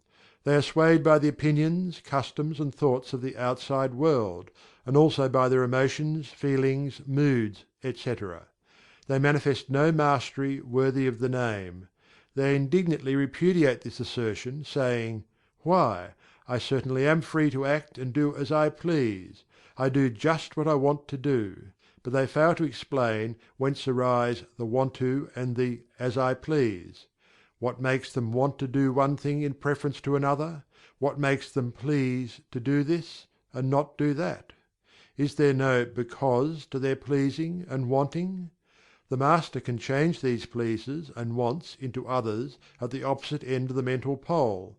He is able to will, instead of to will because some feeling, mood, emotion, or environmental suggestion arouses a tendency or desire within him so to do. The majority of people are carried along like the falling stone, obedient to environment, outside influences, and internal moods, desires, etc., not to speak of the desires and wills of others stronger than themselves, heredity, environment, and suggestion, carrying them along without resistance on their part or the exercise of the will. Moved like the pawns on the checkerboard of life, they play their parts and are laid aside after the game is over. But the Masters, knowing the rules of the game, rise above the plane of material life, and placing themselves in touch with the higher powers of their nature, dominate their own moods, characters, qualities, and polarity, as well as the environment surrounding them, and thus become movers in the game, instead of pawns; causes instead of effects. The Masters do not escape the causation of the higher planes, but fall in with the higher laws, and thus master circumstances on the lower plane. They thus form a conscious part of the Law, instead of being mere blind instruments. While they serve on the higher planes, they rule on the material plane. But on higher and on lower, the Law is always in operation. There is no such thing as chance. The blind goddess has been abolished by reason. We are able to see now, with eyes made clear by knowledge, that everything is governed by universal law, that the infinite number of laws are but manifestations of the one great law, the Law which is the All. It is true indeed that not a sparrow drops unnoticed by the mind of the All; that even the hairs on our head are numbered, as the Scriptures have said.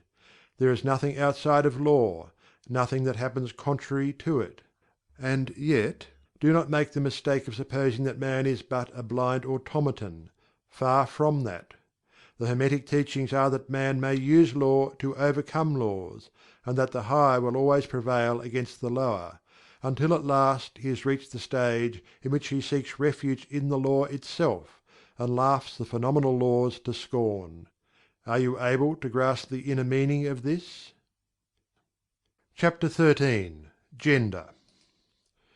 Gender is in everything. Everything has its masculine and feminine principles. Gender manifests on all planes. The Kybalion. The great seventh Hermetic Principle, the principle of gender, embodies the truth that there is gender manifested in everything, that the masculine and feminine principles are ever present and active in all phases of phenomena, on each and every plane of life. At this point we think it well to call your attention to the fact that gender, in its Hermetic sense, and sex, in the ordinarily accepted use of the term, are not the same. The word "gender" is derived from the Latin root meaning "to beget, to procreate, to generate, to create, to produce." A moment's consideration will show you that the word has a much broader and more general meaning than the term "sex," the latter referring to the physical distinctions between male and female living things. Sex is merely a manifestation of gender on a certain plane of the great physical plane, the plane of organic life. We wish to impress this distinction upon your minds, for the reason that certain writers, who have acquired a smattering of the Hermetic philosophy, have sought to identify this seventh Hermetic Principle with wild and fanciful, and often reprehensible theories and teachings regarding sex. The office of gender is solely that of creating, producing, and generating, etc., and its manifestations are visible on every plane of phenomena. It is somewhat difficult to produce proofs of this along scientific lines, for the reason that science has not as yet recognized this principle as of universal application. But still some proofs are forthcoming from scientific sources. In the first place, we find a distinct manifestation of the principle of gender among the corpuscles, ions, or electrons, which constitute the basis of matter as science now knows the latter, and which by forming certain combinations form the atom, which until lately was regarded as final and indivisible. The latest word of science is that the atom is composed of a multitude of corpuscles, electrons, or ions, the various names being applied by different authorities, revolving around each other and vibrating at a high degree and intensity. But the accompanying statement is made that the formation of the atom is really due to the clustering of negative corpuscles around a positive one, the positive corpuscles seeming to exert a certain influence upon the negative corpuscles, causing the latter to assume certain combinations and thus create or generate an atom.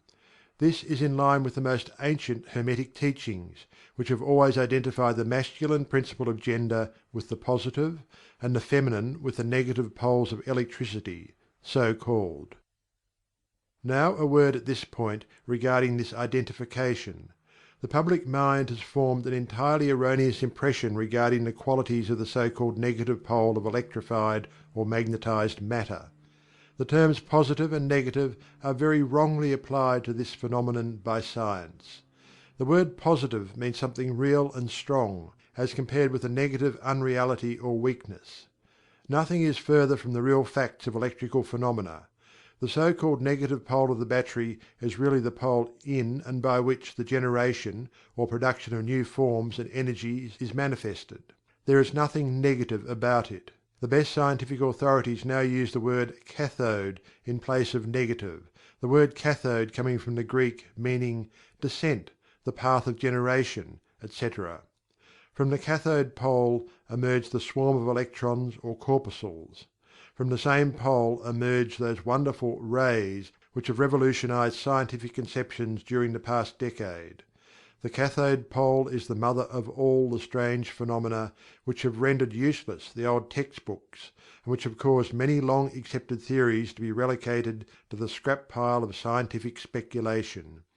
The cathode or negative pole is the mother principle of electrical phenomena, and of the finest forms of matter as yet known to science. So you see, we are justified in refusing to use the term "negative" in our consideration of the subject, and insisting upon substituting the word "feminine" for the old term. The facts of the case bear us out in this, without taking the Hermetic teachings into consideration. And so we shall use the word "feminine" in the place of "negative" in speaking of that pole of activity. The latest scientific teachings are that the creative corpuscles or electrons are feminine. Science says they are composed of negative electricity. We say they are composed of feminine energy. A feminine corpuscle becomes detached from, or rather leaves a masculine corpuscle, and starts on a new career. It actively seeks a union with a masculine corpuscle, being urged thereto by the natural impulse to create new forms of matter or energy. One writer goes so far as to use the term "it at once seeks of its own volition a union," etc. This detachment and uniting form the basis of the greater part of the activities of the chemical world. When the feminine corpuscle unites with the masculine corpuscle, a certain process is begun. The feminine particles vibrate rapidly under the influence of the masculine energy and circle rapidly around the latter. The result is the birth of a new atom. This new atom is really composed of a union of the masculine and feminine electrons, or corpuscles, but when the union is formed, the atom is a separate thing, having certain properties, but no longer manifesting the property of free electricity.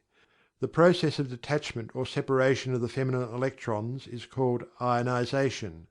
These electrons, or corpuscles, are the most active workers in Nature's field. Arising from their unions or combinations, manifest the varied phenomena of light, heat, electricity, magnetism, attraction, repulsion, chemical affinity and the reverse, and similar phenomena.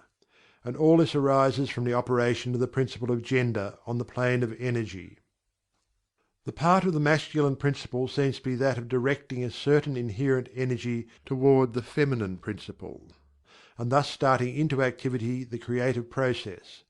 But the feminine principle is the one always doing the active creative work, and this is so on all planes. And yet each principle is incapable of operative energy without the assistance of the other. In some of the forms of life the two principles are combined in one organism. For that matter, everything in the organic world manifests both genders. There is always the masculine present in the feminine form, and the feminine in the masculine form. The Hermetic teachings include much regarding the operation of the two principles of gender in the production and manifestation of various forms of energy, etc., but we do not deem it expedient to go into detail regarding the same at this point, because we are unable to back up the same with scientific proof, for the reason that science has not as yet progressed thus far. But the example we have given you of the phenomena of the electrons or corpuscles will show you that science is on the right path, and will also give you a general idea of the underlying principles.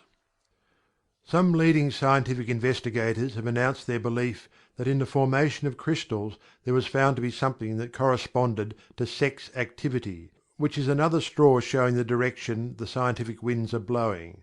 And each year will bring other facts to corroborate the correctness of the Hermetic principle of gender. It will be found that gender is in constant operation and manifestation in the field of inorganic matter, and in the field of energy or force. Electricity is now regarded as the something into which all other forms of energy seem to melt or dissolve. The electrical theory of the universe is the latest scientific doctrine, and is growing rapidly in popularity and general acceptance. And it thus follows that if we are able to discover in the phenomena of electricity, even at the very root and source of its manifestations, a clear and unmistakable evidence of the presence of gender and its activities, we are justified in asking you to believe that science at last has offered proofs of the existence in all universal phenomena of that great Hermetic principle, the principle of gender. It is not necessary to take up your time with the well-known phenomena of the attraction and repulsion of the atoms, chemical affinity, the loves and hates of the atomic particles, the attraction or cohesion between the molecules of matter. These facts are too well known to need extended comment from us. But have you ever considered that all of these things are manifestation of the gender principle? Can you not see that the phenomena is on all fours with that of the corpuscles or electrons? And more than this, can you not see the reasonableness of the Hermetic teachings, which assert that the very law of gravitation, that strange attraction by reason of which all particles and bodies of matter in the universe tend toward each other, is but another manifestation of the principle of gender, which operates in the direction of attracting the masculine to the feminine energies, and vice versa? We cannot offer you scientific proof of this at this time, but examine the phenomena in the light of the Hermetic teachings on the subject, and see if you have not a better working hypothesis than any offered by physical science. Submit all physical phenomena to the test, and you will discern the principle of gender ever in evidence. Let us now pass on to a consideration of the operation of the principle on the mental plane. Many interesting features are there awaiting examination. Chapter 14. Mental Gender. Students of psychology who have followed the modern trend of thought along the lines of mental phenomena are struck by the persistence of the dual mind idea which has manifested itself so strongly during the past 10 or 15 years, and which has given rise to a number of plausible theories regarding the nature and constitution of these two minds. The late Thomson J. Hudson attained great popularity in 1893 by advancing his well-known theory of the objective and subjective minds, which he held existed in every individual.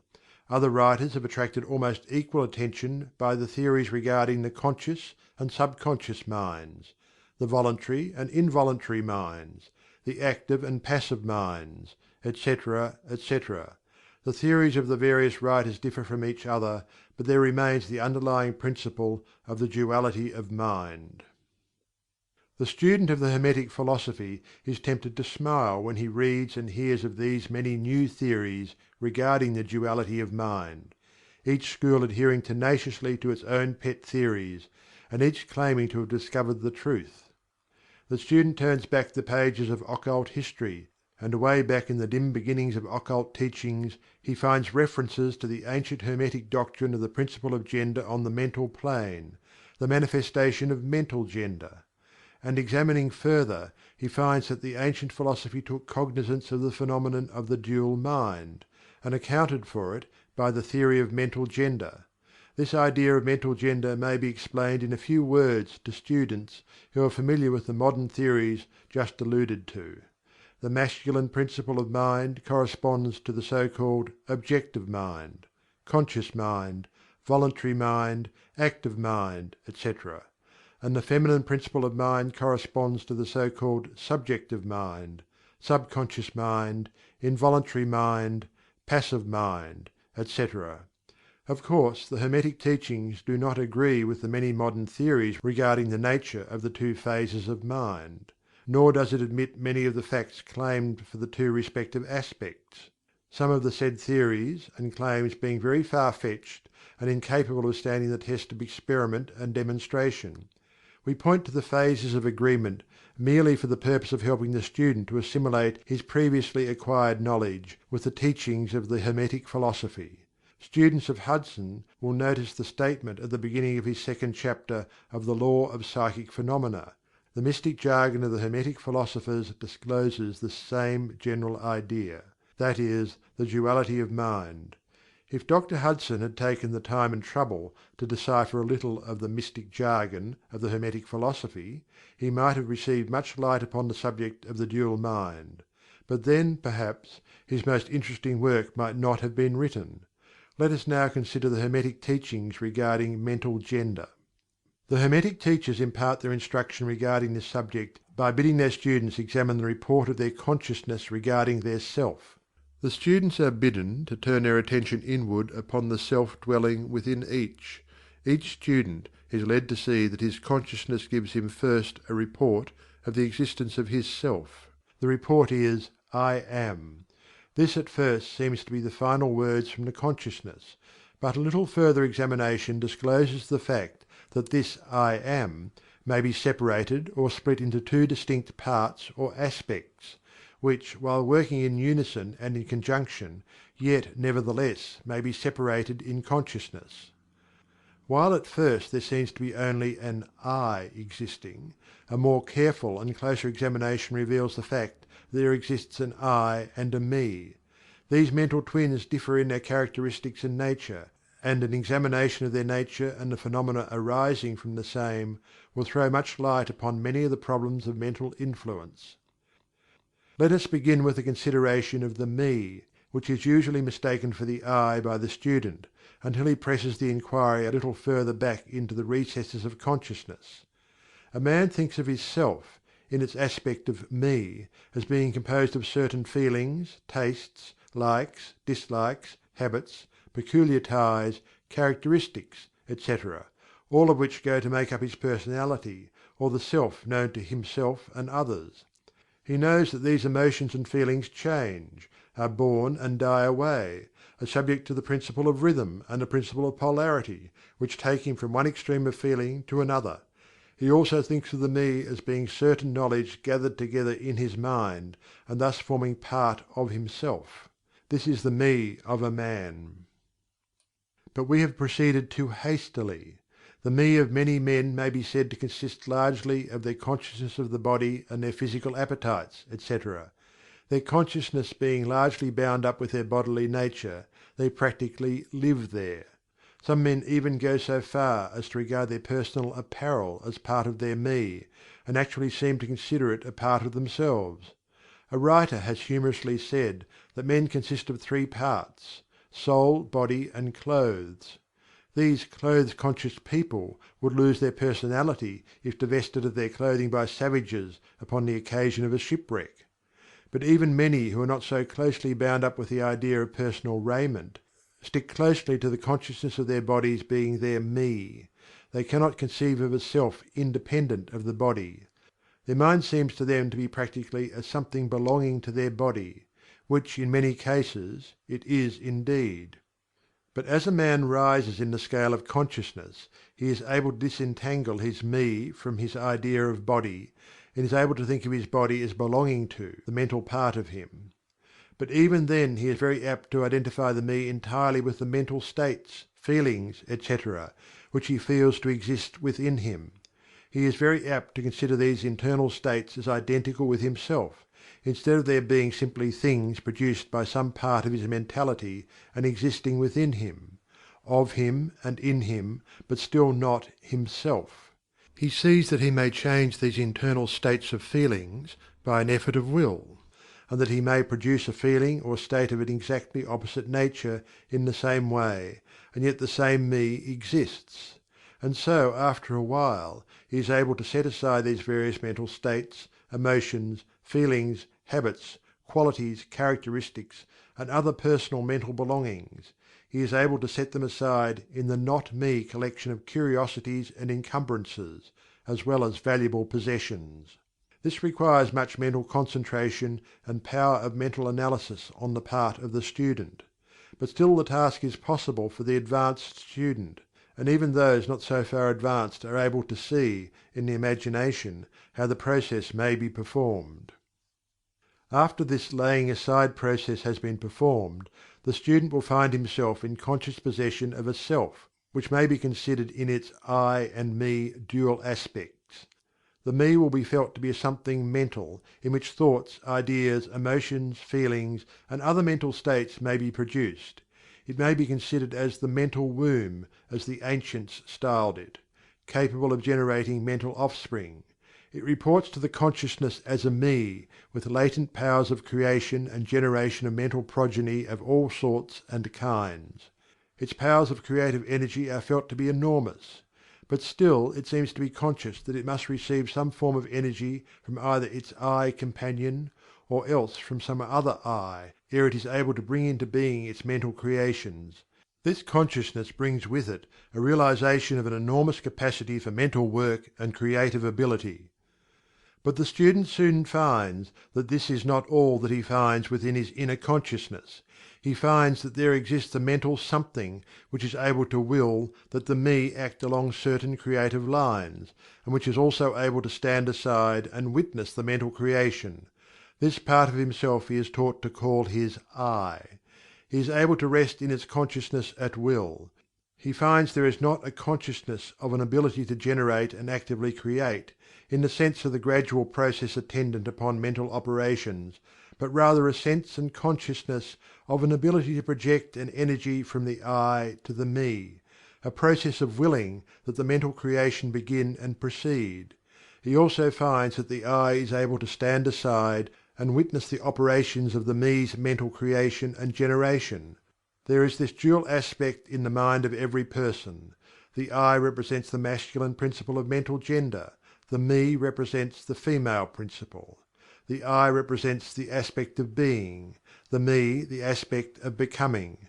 You will notice that the principle of correspondence operates on this plane just as it does upon the great plane upon which the creation of universes is performed. These two are similar in kind, although vastly different in degree. As above, so below; as below, so above. These aspects of mind, the masculine and feminine principles, the "I" and the "me," considered in connection with the well known mental and psychic phenomena, give the master key to these dimly known regions of mental operation and manifestation. The principle of mental gender gives the truth underlying the whole field of the phenomena of mental influence, etc. The tendency of the feminine principle is always in the direction of receiving impressions, while the tendency of the masculine principle is always in the direction of giving out or expressing. The feminine principle has a much more varied field of operation than has the masculine principle. The feminine principle conducts the work of generating new thoughts, concepts, ideas, including the work of the imagination. The masculine principle contents itself with the work of the will, in its varied phases. And yet, without the active aid of the will of the masculine principle, the feminine principle is apt to rest content with generating mental images which are the result of impressions received from outside, instead of producing original mental creations. Persons who can give continued attention and thought to a subject actively employ both of the mental principles, the feminine in the work of active mental generation, and the masculine will in stimulating and energizing the creative portion of the mind. The majority of persons really employ the masculine principle but little, and are content to live according to the thoughts and ideas instilled into the "me" from the "I" of other minds. But it is not our purpose to dwell upon this phase of the subject, which may be studied from any good textbook upon psychology, with the key that we have given you regarding mental gender. The student of psychic phenomena is aware of the wonderful phenomena classified under the head of telepathy, thought transference, mental influence, suggestion, hypnotism, etc. Many have sought for an explanation of these varied phases of phenomena under the theories of the various dual mind teachers, and in a measure they are right, for there is clearly a manifestation of two distinct phases of mental activity. But if such students will consider these dual minds in the light of the Hermetic teachings regarding vibrations and mental gender, they will see that the long sought for key is at hand. In the phenomena of telepathy it is seen how the vibratory energy of the masculine principle is projected toward the feminine principle of another person, and the latter takes the seed thought and allows it to develop into maturity. In the same way suggestion and hypnotism operates. The masculine principle of the person giving the suggestions directs a stream of vibratory energy or will power toward the feminine principle of the other person, and the latter accepting it makes it its own and acts and thinks accordingly. An idea thus lodged in the mind of another person grows and develops, and in time is regarded as the rightful mental offspring of the individual, whereas it is in reality like the cuckoo egg placed in the sparrow's nest, where it destroys the rightful offspring and makes itself at home. The normal method is for the masculine and feminine principles in a person's mind to coordinate and act harmoniously in conjunction with each other. But, unfortunately, the masculine principle in the average person is too lazy to act. The display of will power is too slight, and the consequence is that such persons are ruled almost entirely by the minds and wills of other persons, whom they allow to do their thinking and willing for them. How few original thoughts or original actions are performed by the average person! Are not the majority of persons mere shadows and echoes of others having stronger wills or minds than themselves? The trouble is that the average person dwells almost altogether in his "me" consciousness, and does not realize that he has such a thing as an "I." He is polarized in his feminine principle of mind, and the masculine principle, in which is lodged the will, is allowed to remain inactive and is not employed. The strong men and women of the world invariably manifest the masculine principle of will, and their strength depends materially upon this fact. Instead of living upon the impressions made upon their minds by others, they dominate their own minds by their will, obtaining the kind of mental images desired, and moreover dominate the minds of others likewise, in the same manner. Look at the strong people, how they manage to implant their seed thoughts in the minds of the masses of the people, thus causing the latter to think thoughts in accordance with the desires and wills of the strong individuals. This is why the masses of people are such sheep-like creatures, never originating an idea of their own, nor using their own powers of mental activity. The manifestation of mental gender may be noticed all around us in everyday life. The magnetic persons are those who are able to use the masculine principle in the way of impressing their ideas upon others. The actor who makes people weep or cry as he wills is employing this principle, and so is the successful orator, statesman, preacher, writer, or other people who are before the public attention. The peculiar influence exerted by some people over others is due to the manifestation of mental gender, along the vibratorial lines above indicated. In this principle lies the secret of personal magnetism, personal influence, fascination, etc., as well as the phenomena generally grouped under the name of hypnotism. The student who has familiarized himself with the phenomena generally spoken of as "psychic" will have discovered the important part played in the said phenomena by that force which science has styled "suggestion," by which term is meant the process or method whereby an idea is transferred to or impressed upon the mind of another, causing the second mind to act in accordance therewith. A correct understanding of suggestion is necessary in order to intelligently comprehend the varied psychic phenomena which suggestion underlies. But still more is a knowledge of vibration and mental gender necessary for the student of suggestion, for the whole principle of suggestion depends upon the principle of mental gender and vibration. It is customary for the writers and teachers of suggestion to explain that it is the objective or voluntary mind which makes the mental impression, or suggestion, upon the subjective or involuntary mind. But they do not describe the process, or give us any analogy in nature whereby we may more readily comprehend the idea. But if you will think of the matter in the light of the Hermetic teachings, you will be able to see that the energizing of the feminine principle by the vibratory energy of the masculine principle is in accordance to the universal laws of nature, and that the natural world affords countless analogies whereby the principle may be understood. In fact, the Hermetic teachings show that the very creation of the universe follows the same law, and that in all creative manifestations, upon the planes of the spiritual, mental, and the physical, there is always in operation this principle of gender, this manifestation of the masculine and the feminine principles. As above, so below; as below, so above. And more than this, when the principle of mental gender is once grasped and understood, the varied phenomena of psychology at once becomes capable of intelligent classification and study, instead of being very much in the dark. The principle works out in practice, because it is based upon the immutable universal laws of life. We shall not enter into an extended discussion of, or description of, the varied phenomena of mental influence or psychic activity. There are many books, many of them quite good, which have been written and published on this subject of late years. The main facts stated in these various books are correct, although the several writers have attempted to explain the phenomena by various pet theories of their own. The student may acquaint himself with these matters, and by using the theory of mental gender, be able to bring order out of the chaos of conflicting theory and teachings, and may, moreover, readily make himself a master of the subject, if he be so inclined. The purpose of this work is not to give an extended account of psychic phenomena, but rather to give to the student a master key whereby he may unlock the many doors leading into the parts of the temple of knowledge which he may wish to explore. We feel that in this consideration of the teachings of the Kybalion one may find an explanation which will serve to clear away many perplexing difficulties, a key that will unlock many doors.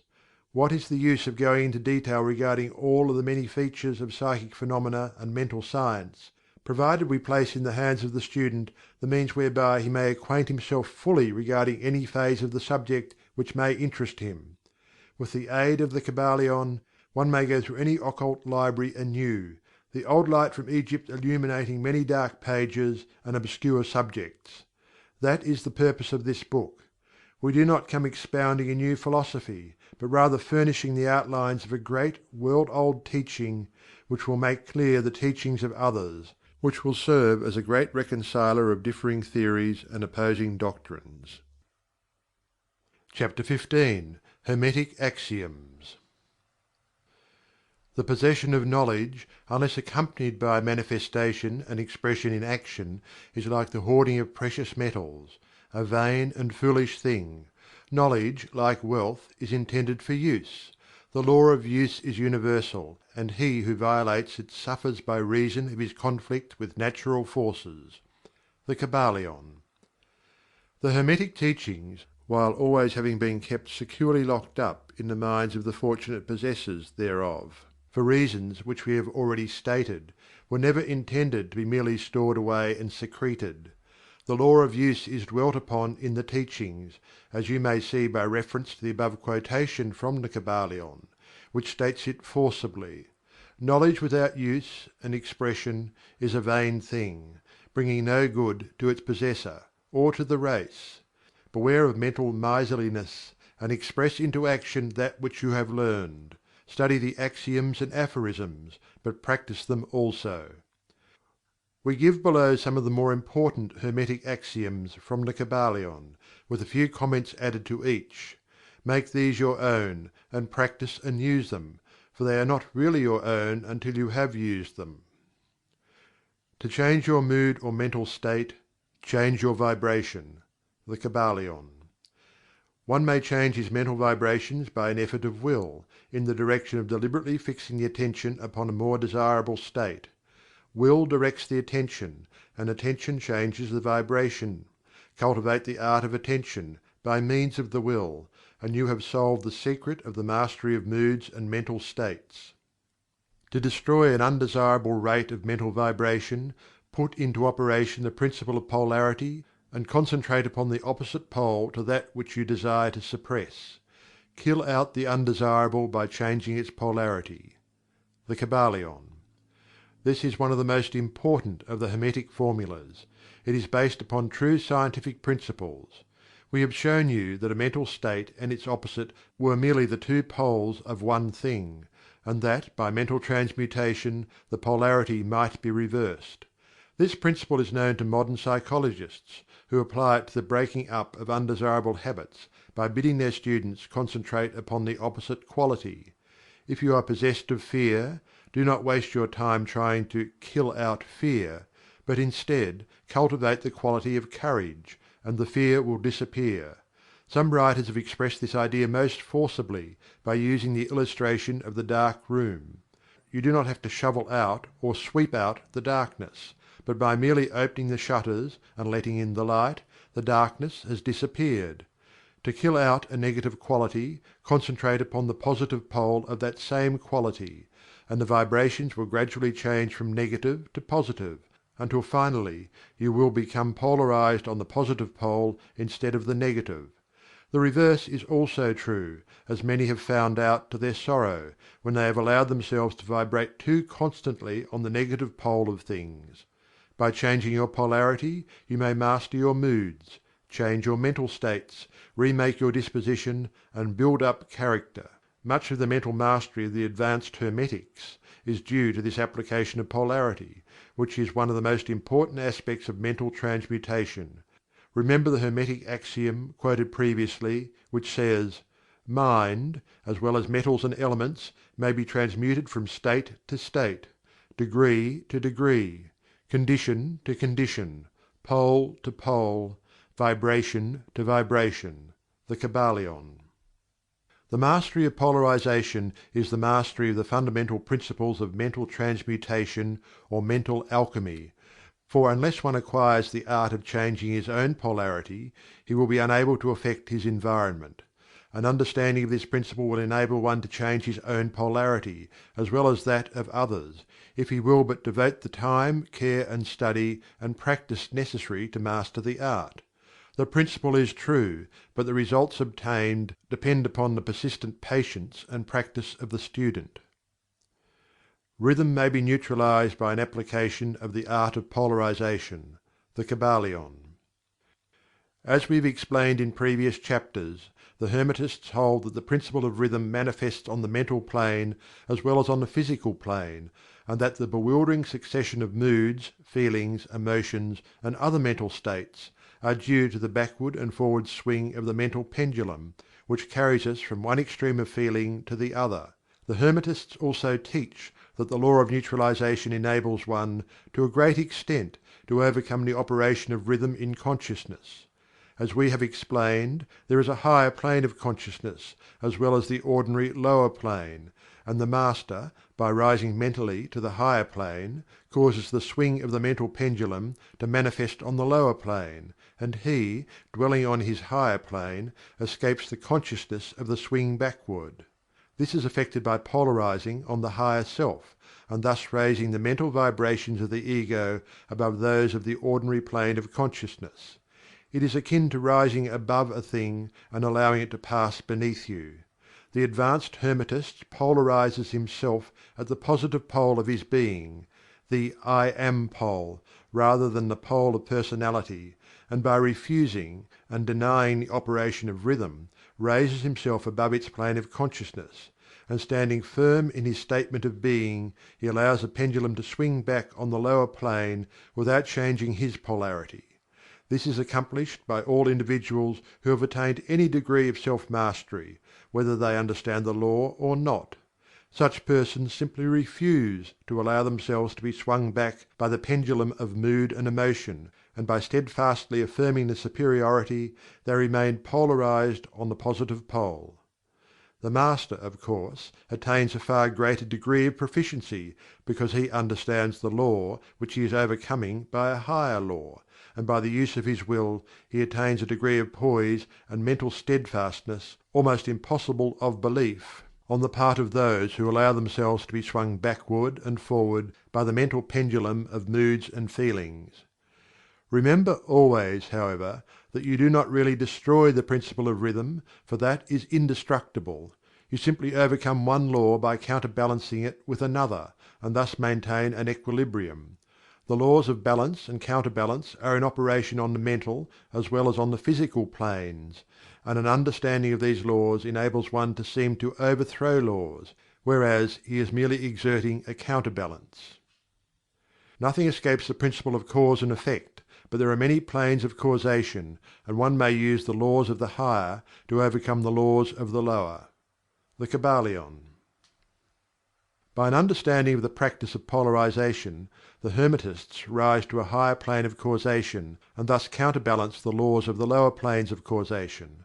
By rising above the plane of ordinary causes, they become themselves, in a degree, causes, instead of being merely caused. By being able to master their own moods and feelings, and by being able to neutralize rhythm, as we have already explained, they are able to escape a great part of the operations of cause and effect on the ordinary plane. The masses of people are carried along, obedient to their environment, the wills and desires of others stronger than themselves, the effects of inherited tendencies, the suggestions of those about them, and other outward causes, which tend to move them about on the chessboard of life like mere pawns. By rising above these influencing causes, the advanced Hermetists seek a higher plane of mental action, and by dominating their moods, emotions, impulses and feelings, they create for themselves new characters, qualities and powers, by which they overcome their ordinary environment, and thus become practically players instead of mere pawns. Such people help to play the game of life understandingly, instead of being moved about this way and that way by stronger influences and powers and wills. They use the principle of cause and effect instead of being used by it. Of course, even the highest are subject to the principle as it manifests on the higher planes, but on the lower planes of activity they are masters instead of slaves. As the Kybalion says: "The wise ones serve on the higher, but rule on the lower. They obey the laws coming from above them, but on their own plane, and those below them, they rule and give orders. And yet, in so doing, they form part of the principle instead of opposing it. The wise man falls in with the law, and by understanding its movements, he operates it instead of being its blind slave. Just as does the skilled swimmer turn this way and that way, going and coming as he will, instead of being as the log which is carried here and there, so is the wise man as compared to the ordinary man. And yet both swimmer and log, wise man and fool, are subject to law. He who understands this is well on the road to mastery." The Kybalion. In conclusion, let us again call your attention to the Hermetic axiom: "True Hermetic transmutation is a mental art." The Kybalion.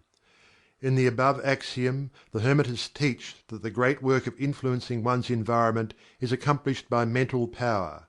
The universe being wholly mental, it follows that it may be ruled only by mentality, and in this truth is to be found an explanation of all the phenomena and manifestations of the various mental powers which are attracting so much attention and study in these earlier years of the 20th century. Back of and under the teachings of the various cults and schools remains ever constant the principle of the mental substance of the universe. If the universe be mental in its substantial nature, then it follows that mental transmutation must change the conditions and phenomena of the universe. If the universe is mental, then mind must be the highest power affecting its phenomena. If this be understood, then all the so called miracles and wonder workings are seen plainly for what they are. The All is Mind. The Universe is Mental. The Kybalion. End of chapter 15. End of the Kybalion by 3 initiates.